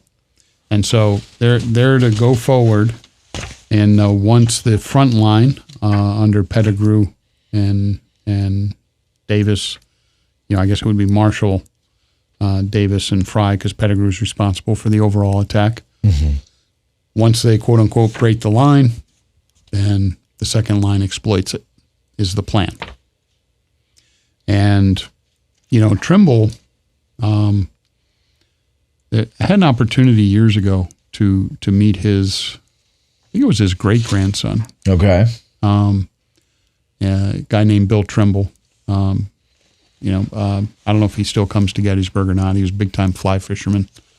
So Well, then he that's might the want guy to. that was over at fishing in Lake Crawford. He might want to check out the new lake fishing spot, Yeah. Lake Crawford. yes. Right along Crawford Avenue in So sunny They're going to stock Valley it of with trout Death. this year.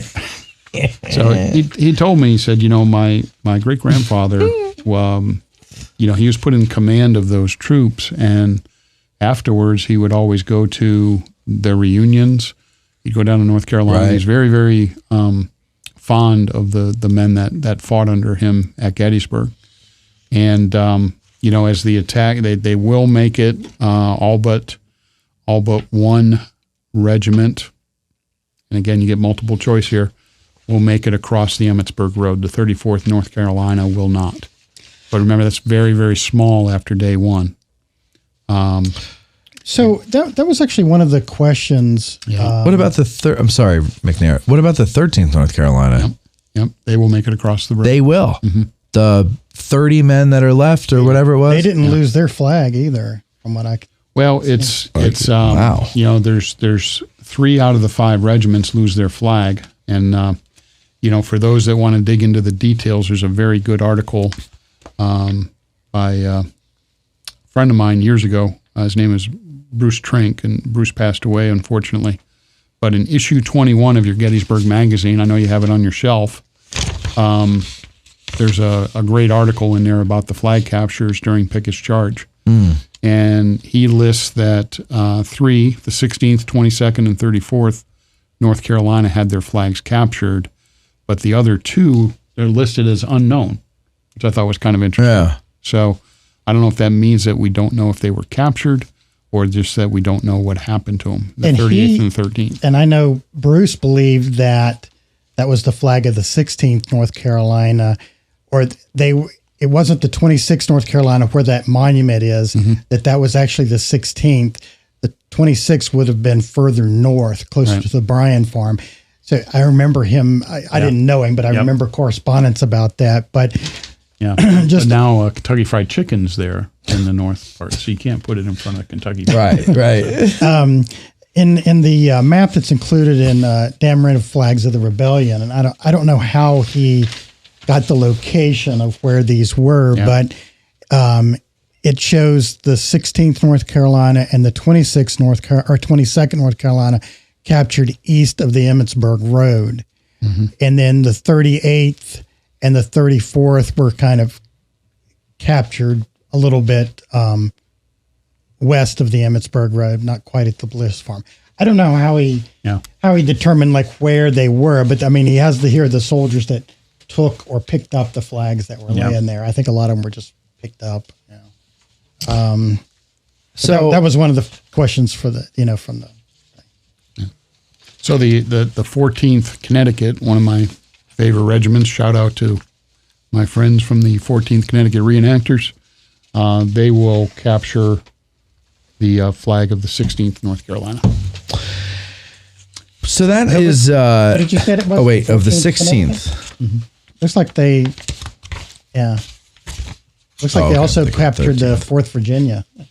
They were busy. Yeah. Good old nutmeggers. So Laurens. Yeah. They get across. Do they? So they. Some of their men do make it across the Emmitsburg Road. They make it across the Emmitsburg Road, and the majority did. Trimble has a quote where he says to his adjutant, Charlie, I think it's time to get these fine fellows out of this. It kind of sounded like he stayed there around the road, which is where he was wounded there. Yeah. He even remembered that it was under an elm tree. I just found that amazing that Trimble would remember that. Yeah. And in Troiani's photo, the Emmitsburg Road, his painting, he's under an elm tree. You can tell from the leaves. Yeah. So the casualties the 52% casualties, do you think most of them were sustained on the first day? Mm-hmm. Yeah. I do. Okay. Man, I'm telling you, what a futile feeling that must have been to be, to go through the first day's fight like Scales Brigade did, and then be like, oh yeah, by the way, you're the second line going across that field to take that ridge. And then to for Virginia to get all the glory, afterwards, and that was a lot of what, Scales wrote to Batchelder about that. He wasn't in the attack on the 3rd, but he, was basically defending his brigade, and actually I was just going to mention this anecdote. I couldn't find the newspaper article that I saw it in, but I'd like to know where Scales was hospitalized. I'm probably the only person on the planet that wants to know that. But I found a newspaper article that said that they could see Pickett's men going by and that they were cheering them. This would have been out on the Chambersburg Road, I guess, as they were entering Gettysburg. And he mentions that. And I've wondered whether he was maybe at the hospital at Michael Christ farm, which I think did have some Scales burials there. But I mentioned that to someone else, another guide, and they said, no, that was too close. He probably would have been out at the Lore farm. I don't know why that would be, but that was where was the Lore farm? I've never heard of that one. That's further out, just on the other side of Marsh Creek, right? Oh, okay, so way out there. It used to be some of it existing there. I don't know if any of that barn is still there, but it was a hospital out there. And then you can't find any record to indicate where he was for you? No, I looked. I was. And it's just a curiosity, or why? Yeah, just because I'm interested in the guy. But I did find that newspaper article where he mentions that they saw Pickett's division going by and were cheering them. Yeah. So it was somewhere out there on the Chambersburg. Yeah. We do know that Scales and Pender will be in the same ambulance back to Winchester. Okay. Yeah, so he rides back with him, Bowden. Did Pender tease him? Probably. Yeah. I would have. And I believe that from what I understood, Scales was considered to have had a more severe wound than Pender. But he survived and Pender died. I think Scales was dropped off in Winchester and Pender went on to Stanton and then had some complications, bleeding or something after a surgery. And I don't know if we're jumping ahead there, but I know Matt's hungry, so. Matt's hungry. Well, this isn't about Scales. This is about Scales Brigade at Gettysburg. So I think we have finished the story. And what we're going to do is take a break, let our sponsors get in your ear. Of course, you're going to patronize them. And you're also going to become a patron over at patreon.com/addressing Gettysburg, just like McNair, so that you can submit questions and maybe even find yourself on an Ask a Guide talking about your favorite subject. Who the hell knows? The point is, you might as well do it. You've been listening long enough for free. We all know you feel guilty, right? And if I can join, so can you. What's that, McNair? If I can join, so can you. Exactly. McNair, the most hateful of people, has Civil War troll.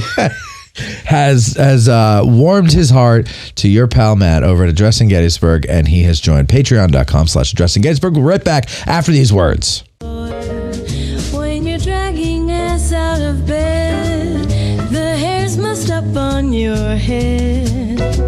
You picture the 20th Maine, and you're happy once again. Fight the battle against being slow with Little Ground Top Road. Wow, Bethany. Hey, someone said this once. Someone said this before. He said, Matt, I was in town recently and I picked up a bag of Little Ground Top. While I thoroughly enjoyed the notes of cacao, wildflowers, and toasted sugar, my limited palate was unable to taste the notes of black pepper. However, after brewing an excessive amount of coffee, I found another Little Ground Top experience that I felt I should share with you. Little Ground Top is just as delicious cold as an iced beverage as in its hot form. Folks should not hesitate to enjoy this unique coffee experience in its hot or cold version. It is simply delicious. And you know what? It is.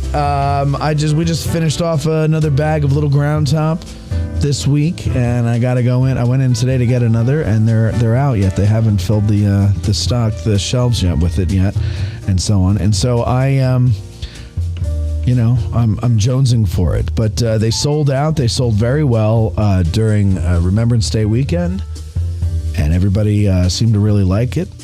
And I'm telling you, if you don't believe me, you think I'm just making it up, you think I'm just whistling Dixie, let me tell you something. I'm not, because I don't even know that tune. I'm whistling the Battle Hymn of the Republic, which is for winners. Little Ground Top, you can get it at Bantam Roasters, 82 Steinway Avenue in Gettysburg, or you go to addressinggettysburg.com/cafe. Little Ground Top, a little dab will do ya. No.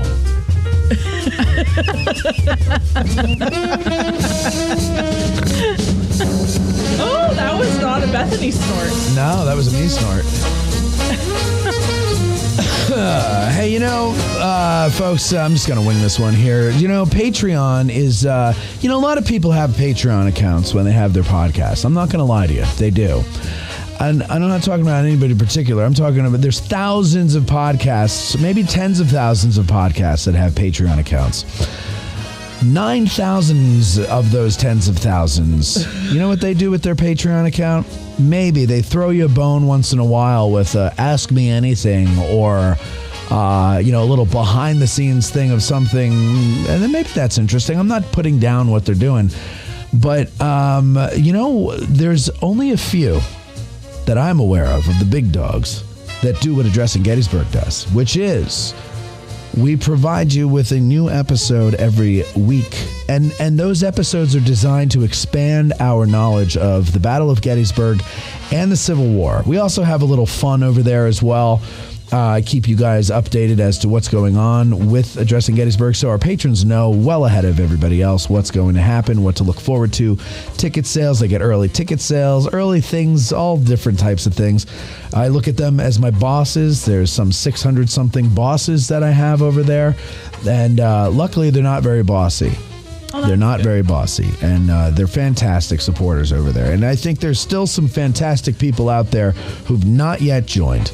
Art just joined, but more fantastic people are out there who need to join, because things like the parade and all this other stuff that we do is because of Patreon.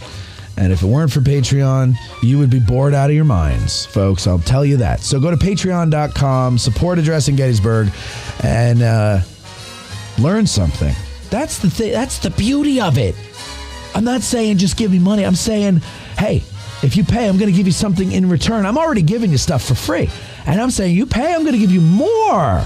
See, everybody else is like, here, I give you this stuff for free. Now pay me. And once in a while, I'll do it, ask me anything.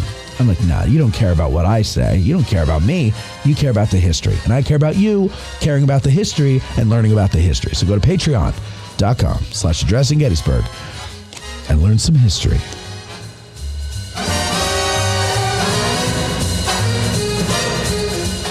You're listening to the Addressing Gettysburg podcast with Matt Keller. Thank you, Mr. Elliott. And now we are going to get to our questions from our patrons. Of course, I told you at the end of the last segment, it's at patreon.com/Addressing Gettysburg, where you can purchase the ability to ask questions to our guides on these licensed battlefield guides. In fact, our first question is from a new patron, Charles Lawrence. I don't know how to pronounce that. I hope I don't mangle it there, Charles, but welcome. Thank you very much for your patronage. And you say, why would the brigade on July 1st attempt to stand against massed canister on Seminary Ridge? Were they poorly led? No pickets? And then, knowing how devastated the brigade was with many officer enlisted casualties, how could they be called upon as an effective force on July 3rd? These are great questions. We kind of touched on that last question there, but the first question, though, go into the answer. Go ahead. What's your answer to that? You got to remember, this is the evolution of Hill's Light Division. So these are very, very experienced men. And, you know, in the battles that they had been in, you know, had proven themselves. Yeah. Yeah. So this is a good point. These guys are from Hill's Light Division. Like, this isn't their first rodeo, right? You and I would be back at Hair Tavern saying, "Can you open up the tavern?" Yeah. See these stripes? It means I'm a tester. I got to test the wine here at the tavern. That's right. But I think that is they're well trained, well disciplined, very experienced, with good leaders. You know, okay. All the makings of a very good brigade. But it's not, I guess, because the way he asks the question here, and I just want to make sure he's in the right mindset. Like, he says, why would the brigade on July 1st attempt to stand against massed canister on Seminary Ridge? They were sweeping the field. They were cleaning up the mess that other Confederate brigades had made, right? Like, in other words, the Union was in retreat, and they're pressing the advantage. And in addition, you know, the Union had been firing already at Pettigrew's guys, right? You know, on Heath's guys. You know, so there's that.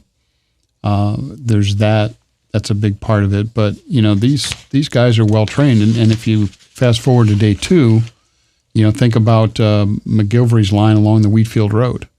You know, that's massed cannon, but you know, infantry against artillery, infantry is going to win. Right. You know, eventually they're going to take, as you can see, heavy casualties. Yeah. But you know, the idea, and I think Dwayne touched on it earlier, is, you know, they're told not to fire until you get up there. Because then you become cannon fodder. Right, yeah. You got to get in there as quick as you can. And I think that's what they were known for. You know, I've heard criticism that he didn't send out skirmishers and all that. But my understanding is, that that's what Pender wanted. And I think it was all supposed to go the way it went for Perrin. Right. It's just that Scales got there and it's like, oh shit, there's all these cannons that are, but, and then they just sort of ran to ground there. But on the point of the skirmishers though, are you going to, what's out there, you don't, right? Like, so why would you put skirmishers out? You already know it wasn't going to be like, into. Yeah, it wasn't going to be like, oh, there's somebody there. We're going to turn around. Right. You could see them. The orders was to get them off of there. Right. So, they're supposed to get there as fast as they can. That's a good question, Charles. I like that question because it sounds, like it might sound like our answers are kind of like, well, elementary, my dear Watson, but really I think especially, and I don't know if you are, Charles, but, if you're new to all this stuff, there's certain things that, just go, well, why would you do that? And every once in a while, like I still ask that. I don't know if you do now that you're a guide extraordinaire, but you find you're like, why the hell would you do that? But then you find that there's a very logical reason, and it's nothing's happening in a vacuum, right? It's all part of this larger. This was a very good brigade, if I can brag on them, and they were, it was even commented by Rufus Dawes and other people who witnessed it, their bearing and everything. Sure. And I think it's something a lot of people forgot. And they took some of the worst casualties in the battle, and you almost never hear anything, right? About it, right? I also think, when you consider Lee coming north, morale is high. Mm-hmm. Lee makes that comment. I thought my men were invincible. Right. I think a lot of these guys thought, okay, the old man's leading us north. We're going to win. And here, first day, you're hitting the Union line hard. You're collapsing the line, and I always tell people on my tours, Robert E. Lee's probably feeling pretty good. He's got the Union Army on the run. Sure. That's what usually wins him the battle. Right. He's looking for a solid win on northern soil. Well, and they're dislodging the Union Army from that Seminary Ridge. But that's another huge factor that we can't forget. Lee has been winning the war for a year. Mm-hmm. So have his men. Mm-hmm. Yes, right. They're the ones that are doing it. They're winning it for him. Yep. And what's happening on July 1st is something they've seen before. Mm-hmm. They've seen this movie and they know how it ends, or so they think. They don't realize that this movie is directed by M. Night Shyamalan, and there's always a twist. There's a surprise ending. You saw a different movie than I've seen. All right, is this the hunger coming through? It is. I'm getting slap happy here.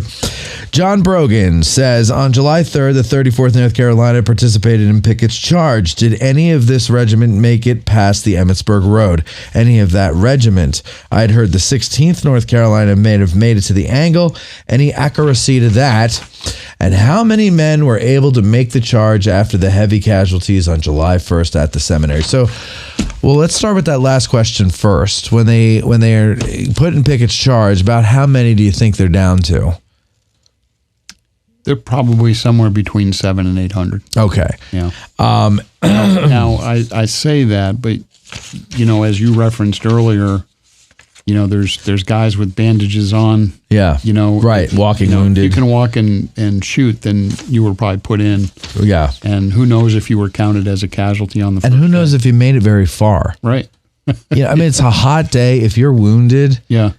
Yeah. I mean, that could take, might pass out. Might be not your fault. You just pass out. All right. So how about 34th North Carolina? Any part of them make it past the Emmitsburg Road? Maybe.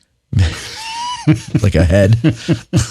Well, the 34th, it seems, by a couple of the maps, seem to be flanked by the 8th Ohio. Okay. Along with Brockenbrough and whatnot. It's hard to know. I would say probably parts of them did, but maybe we say it this way: they did not make it across the road as an organized unit. Okay. Okay. You can say it that And way. their flag, I mean, it doesn't, mean they didn't make it further, but their flag was captured or found, like I said, just west of the road, along with the 38th. The 16th and the 22nd were found east of the Emmitsburg Road, within that angle, if you will. There's something sad about the flag being found west of the road. As opposed to east. I don't know why. That's sad. But then the guys who are east of the road, it's like, well, yeah.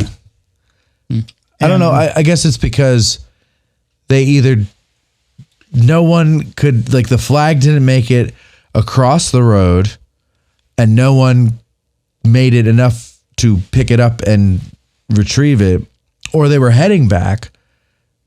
And I mean, we don't know. You don't know that they didn't make it across the road. Yeah. It's just where it was. But it's right. So if they did make it across the road, they have no proof. They were like, but then they're like, God, we can't do this. We got to head back. And then they get over the road. It's an imaginary, crossing into some kind of safety in my mind here. But, you're on your way back and then you go down and maybe they're I mean, I don't know. It's just sad. The other thing to consider, Matt, is, we like to draw these troop movements in nice lines. Yeah. From being out of the car that, you march across the field. There's people that, even if you try to keep it in a straight line. We did that once and no one could get more than 5 paces without the line falling apart. I think I read where the Confederate lines were known to be kind of ragged. Yeah. Well, I remember a while ago, I don't remember what it was, but something with Scott Hartwig. I can't remember if I saw him on TV or if this was in person. I've had so many encounters with Scott now that I can't keep them all straight. But he was saying that he didn't think that when they're going across in Pickett's Charge that they're in these perfect lines like in the movie. Go ahead. I don't think so. Yeah. I think they start off that way. Sure. Because there's, there's that fifth reference to the movie where he, talks about how straight the line is. But there's also some Union comments that they never saw a Confederate battle line so straight. Right. So at least they start off that way. Yeah. But various reasons, and you can't discount like the 8th Ohio or even like the 39th New York. Some of those guys hitting the flanks. That's going to change the line. I think somebody from the 8th Ohio was the ones that witnessed it, and it was just like a cloud of smoke there, and they could see heads rolling around, heads and knapsacks and legs flying through the air. Yeah, it just turned into this big mess. Mess of smoke. But that's the thing, is it has to fall apart at some point. I mean, I would imagine the first shell that blows in through the line, okay, maybe you can redress the lines, but the closer you get to that wall, the more the guns are able to see you. You can't keep that cohesion together, and you just got to get to the goddamn wall as quickly as you can, because otherwise you're going to just be left in the middle of the field there. You're not going to make it. You're losing leaders, so command and control breaks down. Oh my God. Yeah, right. So you had to be a mob. And I think there's even accounts of talking about, the flag is getting closer and closer together, and they're, a lot of these flags, the North Carolina flags are actually in the North Carolina Museum of History. Oh yeah. They had them on display years ago, but I requested to go in and see the flag of the 22nd North Carolina, so that was kind of cool. They took me back there, and it's behind glass, and kind of like in a frame, but it's cool.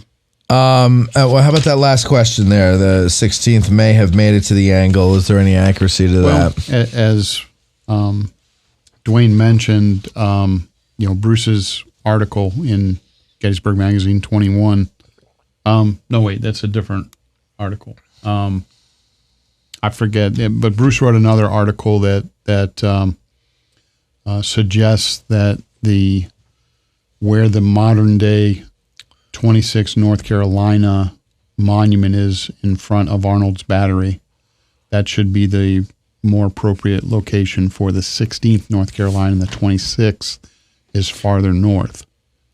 It would have been closer to the makes a Bryan pretty compelling argument, I think. And that's kind of what they show on this map here. You know, the 26th is way up here by the Bryan barn. Yeah. The 16th is down here. We're closer to where that To where the 26th monument is. Yeah. is. Interesting. Yeah. So, you know, Scales getting screwed again. So is that... That's it. Freaking Virginians.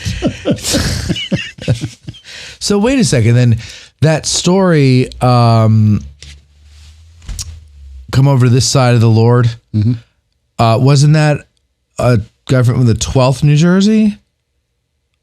I don't remember that. Who was the Yankee I quote guy? all the time, but I don't. You know, so it was just a Union soldier, A Union guy. But I thought it was in that area there where the 26th North Carolina monument is, and wasn't it a member of the 26th North Carolina? No, wait. So then it would be 12. Oh, I don't know. It's very confusing when I'm not looking at it. The other thing you have to remember, Yes, this is what we just said. This is disorganized. Mess. Right. You know, so you could have a guy from the 26th North Carolina Getting over absolutely in front of Arnold's battery. Sure. And a guy from the 16th North Carolina being up by the Bryan farm. I get it. Yeah. You know, Yeah. you can't keep everybody in the solid lines. Right. So we have to break ourselves of that notion that they're all in this perfect line. Yeah. And the only thing they're trying to do probably at this point is get out of it. Right. Yeah. I would too. Ron Moore says, "Hey, Matt, I would like to know why, after suffering terrible losses on the first day of fighting, the brigade was sent in to suffer even more during Pickett's charge. Was Robert E. Lee not aware of the condition of the brigade? If he was not made aware of the condition of some of the units from that day, whose fault would it be?" Well, so we know he was aware. We've already explored those other questions, but whose fault would that be? It's not Robert E. Lee's fault. It can't be Robert E. Lee's fault. Remember that. Right. So who do we blame besides James Longstreet? It can't be Robert E. Lee. Longstreet. Okay. We haven't really gone after A.P. Hill today. Oh, maybe we could do that. Yeah. Well, I mean, that would have to go up through the ranks. But would they be reporting this stuff so soon? Would they even know so soon how many losses they have or whatever? Well, I think Lawrence, right? You know, he seems to be pretty specific. So he's at least taken accounting. I don't know if he would have taken roll. Maybe he did, because he's pretty specific as to how many he had after day one, how many he'd lost on day one. But Lawrence has a new job here. It's like, I mean, there's a lot that he's got to do. And he's got to fill out the paperwork. Who wants to do that? Yeah. And maybe, do we know how many of his staff are still alive or with us in this? So he might not have the staff. I mean, who knows? Yeah. It's a mess. Yeah. Right? I think, you know, we've kind of chatted enough about that as far as what we know with Robert E. Lee. Yeah. But I don't think we have any better answers in the last 20 minutes. It's not like at the end of a video game where they tell you all your casualties and all the enemy casualties down to a number. It's a little different. Not that you think that, Ron. I'm just saying. Nicholas Affalter, I hope I pronounced that correctly, Nick. My recent study of the fighting on Seminary Ridge on July 1st has led me to draw parallels between the charge of Pewin and Scales and the charge on Cemetery Ridge on July 3rd. As Porter Alexander said of Gaines's Mill 1 year before, the Army of Northern Virginia had, quote, no margin to spare over the size of the task, end quote. Scales' 1,400 men would be reduced to 500 in consequence of its advance, including all but 2 of its field officers. Perrin and his men shared a similar fate, and yet the Union Army, despite a spectacular artillery performance, gave up the field. Lee, I assume, was present on the field of was present on this part of the field during the action. I prefer to think of it as this. I was doing so well, and Nick, you wrote this well enough. I wasn't stumbling over your words. I was stumbling over my hunger pangs. I prefer to think it is this action, rather than the advance of Rance Wright's Georgians on July 2nd, that convinced Lee to try Pickett's charge on July 3rd. In my opinion, this battle was another Gaines's Mill, Glendale, Malvern Hill. Lee was not out of character on the first nor on the third. Do you agree or disagree? Thank you for hanging in there on this question and appreciate your insight. Thank you for the well-written, thoughtful question there, Nick. What do you say? Chris Army Licensed Battlefield Guide. So it was a great question. I don't know why I grinded my teeth when I said your name. I'm sorry. No, it's a very good question, a very good observation, I think. We know Lee's not a dummy. We know he's not an ape. Is that number 6? I think you're up to number 6. 32 by now. I don't even know.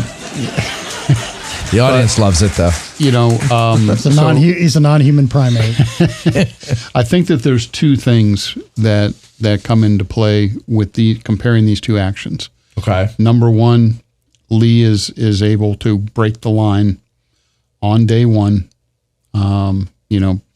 Good solid position of the Union infantry and artillery. He does the math, point number 2, and he believes when he's planning, the napkin plan of Pickett's charge, that he has a 3-to-1, ratio, which is what you need for a frontal assault. And he has no reason to believe that it's not going to succeed because they just did something very similar on day one, 2 days ago. Yeah. So I've often thought that it's the success of day one in breaking that part of the line that convinces Lee that it can be done. But to draw a parallel between the Seminary Ridge charge and Cemetery Ridge charge, there's some pretty glaring differences to me that I don't see. I don't know. Yeah, everything came together with, Rhodes's division and Pender's division all came together. They all worked to run them through that gauntlet. But more importantly, even though the Union troops were behind fortifications or works or whatever you want to call it, and there were a good number of batteries on Seminary Ridge, they were beaten. Like, they were really roughed up. Mm-hmm. So it was easier, if you could send a couple of fresh waves through, it's easier, even though they're going to take damage, to displace them. And they were dislodge them. They were flanked from the north already. Right. And then they're being flanked also from the south. Right. And so, but you don't have that on July 3rd. Also, you've got much larger force with better lines than you that you're fighting. And you have a mile of open ground and only one fresh division. So I can't imagine that Lee would go, "Oh, this is just like the seminary the other day." I think it would be more likely. Man, you know what this reminds me of? The seminary. James. I think he probably said, this reminds me of Rand's Right. That's what I think. Yeah. Jimmy. Yeah, and I'm not making fun of you, Nick. I'm just saying, like, I see, like, in hindsight, it's kind of, a charge against a ridge that has some works and some artillery and some infantry waiting, and we're in an open field. But there's a million examples of that in the Civil War. And Pickett's charge wasn't the original plan anyway. Right. But remember. Yes. Robert E. Lee's not a dummy. No, and he makes no mistakes. He will take 140 pieces of artillery to soften up that position. Yeah. Now, does that go as planned? No.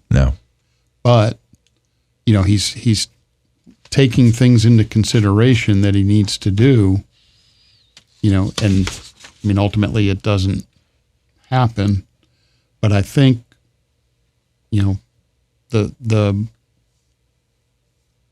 morale of the attack on July 1st when they get the Union Army dislodged and on the run, I think some of that's carrying through to July 3rd.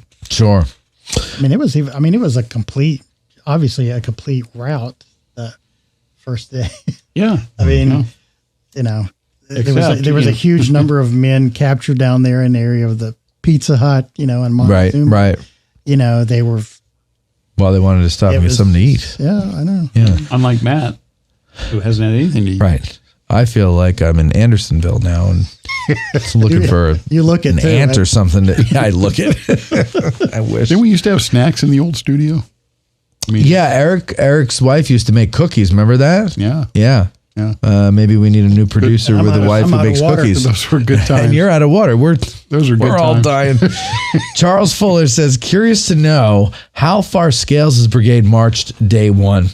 What was their fatigue level, and did they get a chance to rest at all before going into action? Yeah, you kind of covered that. Yeah, I don't think they were fatigued. I don't think they were fatigued. I think it's 10 miles. These guys, they had a leisurely afternoon or morning stroll, and they were eating well, right? Finally, Stephen Lunsford says, it seems that Scales Brigade, along with the entirety of Pender's division, are largely overlooked in history and memory of Gettysburg, which I assume is due in large part to Pender's mortal wound himself and the extreme casualties suffered in such a short amount of time in their assault on Seminary Ridge, July 1st. The 13th North Carolina alone has an insane amount of casualties. I feel like the 26th North Carolina is a household name, and rightfully so from their great loss, but many other North Carolina regiments suffered severely and are not always remembered. Do you feel these units/actions are overlooked, and do you have any recommended reading materials to learn more about these Tar Heels and the impact of the losses post-Gettysburg? I will plug Chris's Blue and Gray article from 2005. He does a fine article in there. And there's also, was it Scott Hardwick's article that, I forget what the name of that. He wrote, it was on Pender. Was it a seminar? It was one of those seminar ones. On the first day. I don't have it with me. Yeah. Definitely a good article. And he even talks about how, with the unbelievable courage and just how good the brigade was, considering it was cannon fodder. But how long did Scales go on?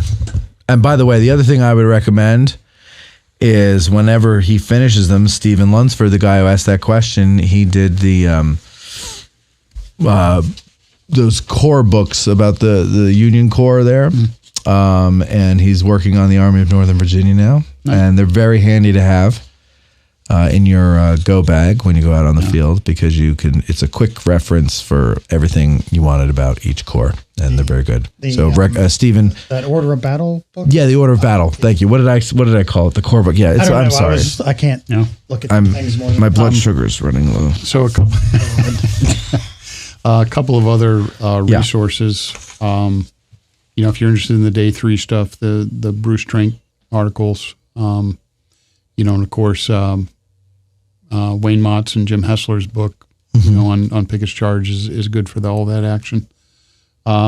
There is a book called A Colonel at Gettysburg in Spotsylvania about Colonel Brown of the 14th South Carolina, the South Carolina regiment that took a lot of casualties.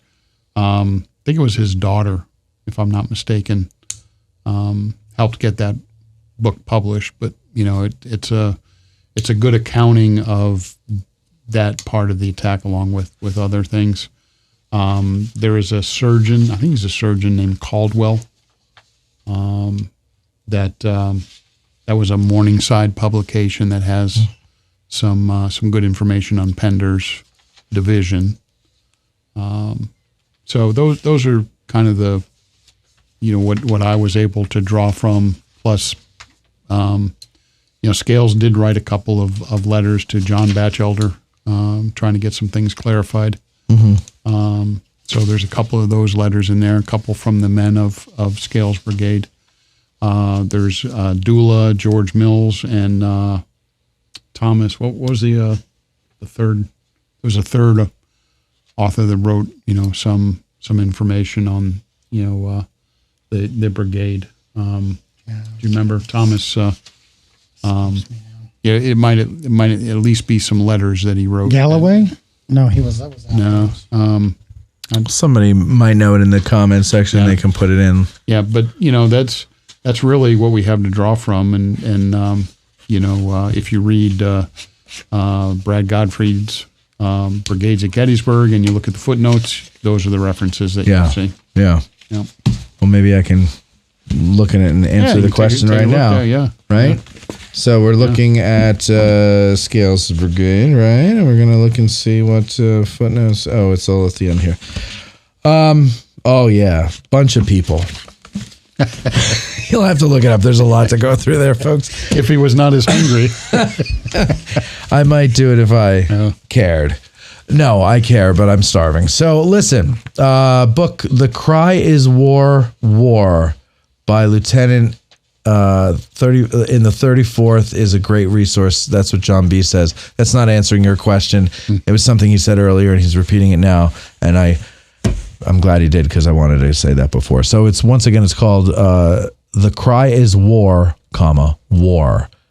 Yeah, I've heard of that. By a lieutenant. He doesn't have a name, the lieutenant, but and that's it. Scales, besides the brigade plaque here that the War Department put up, no markers to him, nothing else like that, right, at Gettysburg, just the brigade marker. And there you go. That's Grant's question there. We should probably mention real quick that, he does survive the war. Yeah. Goes on to become governor of North Carolina. Mm-hmm. He's buried in Greensboro, a very, very humble grave. Really? No children. No children. But there's Horrible a picture, the picture with the baby. Yeah, so who's the baby? This was sent to me by Margaret Lambeth Wiley Johnson. This is a picture of Scales with his grandson. It's actually his grandnephew. Okay. This was his brother, James Pickney Scales. Yeah. James Pickney Scales was a brother who died in 1866. I believe I have that correct, who it was. And this was his child, and he and his wife adopted him, and that was their only child. I don't know how tall the man was, but he certainly became very portly, as an elderly person. Well, he's probably not jogging with those leg wounds. Yeah, and he developed Bright's disease, which is a kidney disease. We no longer use that term. It's nephritis now, but you lose protein in your urine, things like that. I think it can affect the brain and that sort of thing. And he was kind of in a coma the last 6 months or so of his life. Ugh. And but it took me a few years to get this, but So the eyeglasses that he's wearing there, years ago, but when I was writing the article, I came across a couple that lived out towards, I believe it was out towards Hickory, and they were descendants of James. Ape. Ape. 35. I believe it was of James, and they had his eyeglasses. And I asked her if she would send me a photograph of them. And, digital cameras were really just starting to come about. And she said, well, I don't really have any way to do that. And, I asked her if I could come out sometime and see them. And she said, sure, just give me a call. And I never did. But this Margaret said she told me that she believes her brother has his desk. His little law office actually survives in Madison, North Carolina, which is near Reidsville, where I lived. Actually, you can see on here his glasses. They're not even all the way down. Yeah. He just put them on to look at whatever he's doing there. Yeah. Now repeat that for the audience, McNair. Oh, I'm sorry. No, all right. So, last thing here about these books here. John B. says Cotton is named by author Michael Taylor. I don't know what the hell is Lieutenant Cotton. Lieutenant Cotton of the 34th is okay. Got it. By author Michael Taylor. So I guess Tight Ranks is another great book about the Light Division. Author Donald Hazelwood. A lot about the 34th North Carolina and Scales' Brigade. So there you go. There's some books for you guys to get. What? I was curious if you heard this little story about Scales after the war. He apparently escaped a terrible death while riding in a buggy with a friend on Coe Mountain in Jackson County. And I guess the horse dashed away. His friend jumped out, but Scales went rolling down the hill and I guess dislocated his ankle. And oh my God. Had you seen that? Another leg wound. Yes, I have seen that. Okay. Yeah, another leg wound. Poor Scales, man. Yeah. I'd be that fat too if my legs didn't work. Can't jump out of a buggy. Yeah, he apparently wasn't. He became the president of Piedmont Bank in Greensboro after he got out of the government. I guess he was never quite healthy after. I would imagine not. Yeah. And he, they shut the city down basically after he passed away. Yeah, they had a big. He was apparently very well loved. Very well. Yeah. Scales Street in Reidsville is named after him, or at least his family. But I read in an article I just found last night that said it was named after him. And you've been there. Oh yeah. We got good barbecue, Short Sugar's. I'm sure, yeah. But I've never been there. It's that Piedmont barbecue. It's oh, the best. you gotta get yourself that stuff. Ketchup based. Oh, is it ketchup based? Oh, I hate that. Well, you got to go to the eastern part to get the vinegar. Yeah, I'd prefer the vinegar or just the dry rub is good. Listen, McNair, thank you very much for coming in. Thank you for going from a hater to a patron. And Chris, thank you for coming on and legitimizing McNair. No, but really, thank you very much. No, thank you very much. Everything. Like I said, I'm really into, the information about him, and I just thought it would be. No, never heard anybody talk about him. And I don't know how long it would have taken us for us to do a Scales Brigade episode on our own anyway, if you hadn't brought that up. So, and that's why we like to include the audience, because we can't come up with everything, and you guys come up with some pretty good stuff occasionally. And so when you do, we invite you on the show and everything and like that. I knew he had the article, and I was like, Chris will probably... Well, and it all worked out. Chris, thank you very much again for coming on. Thank you to the patrons for submitting questions, and thank all of you for listening and watching. And we will talk to you next time. I'm going to eat.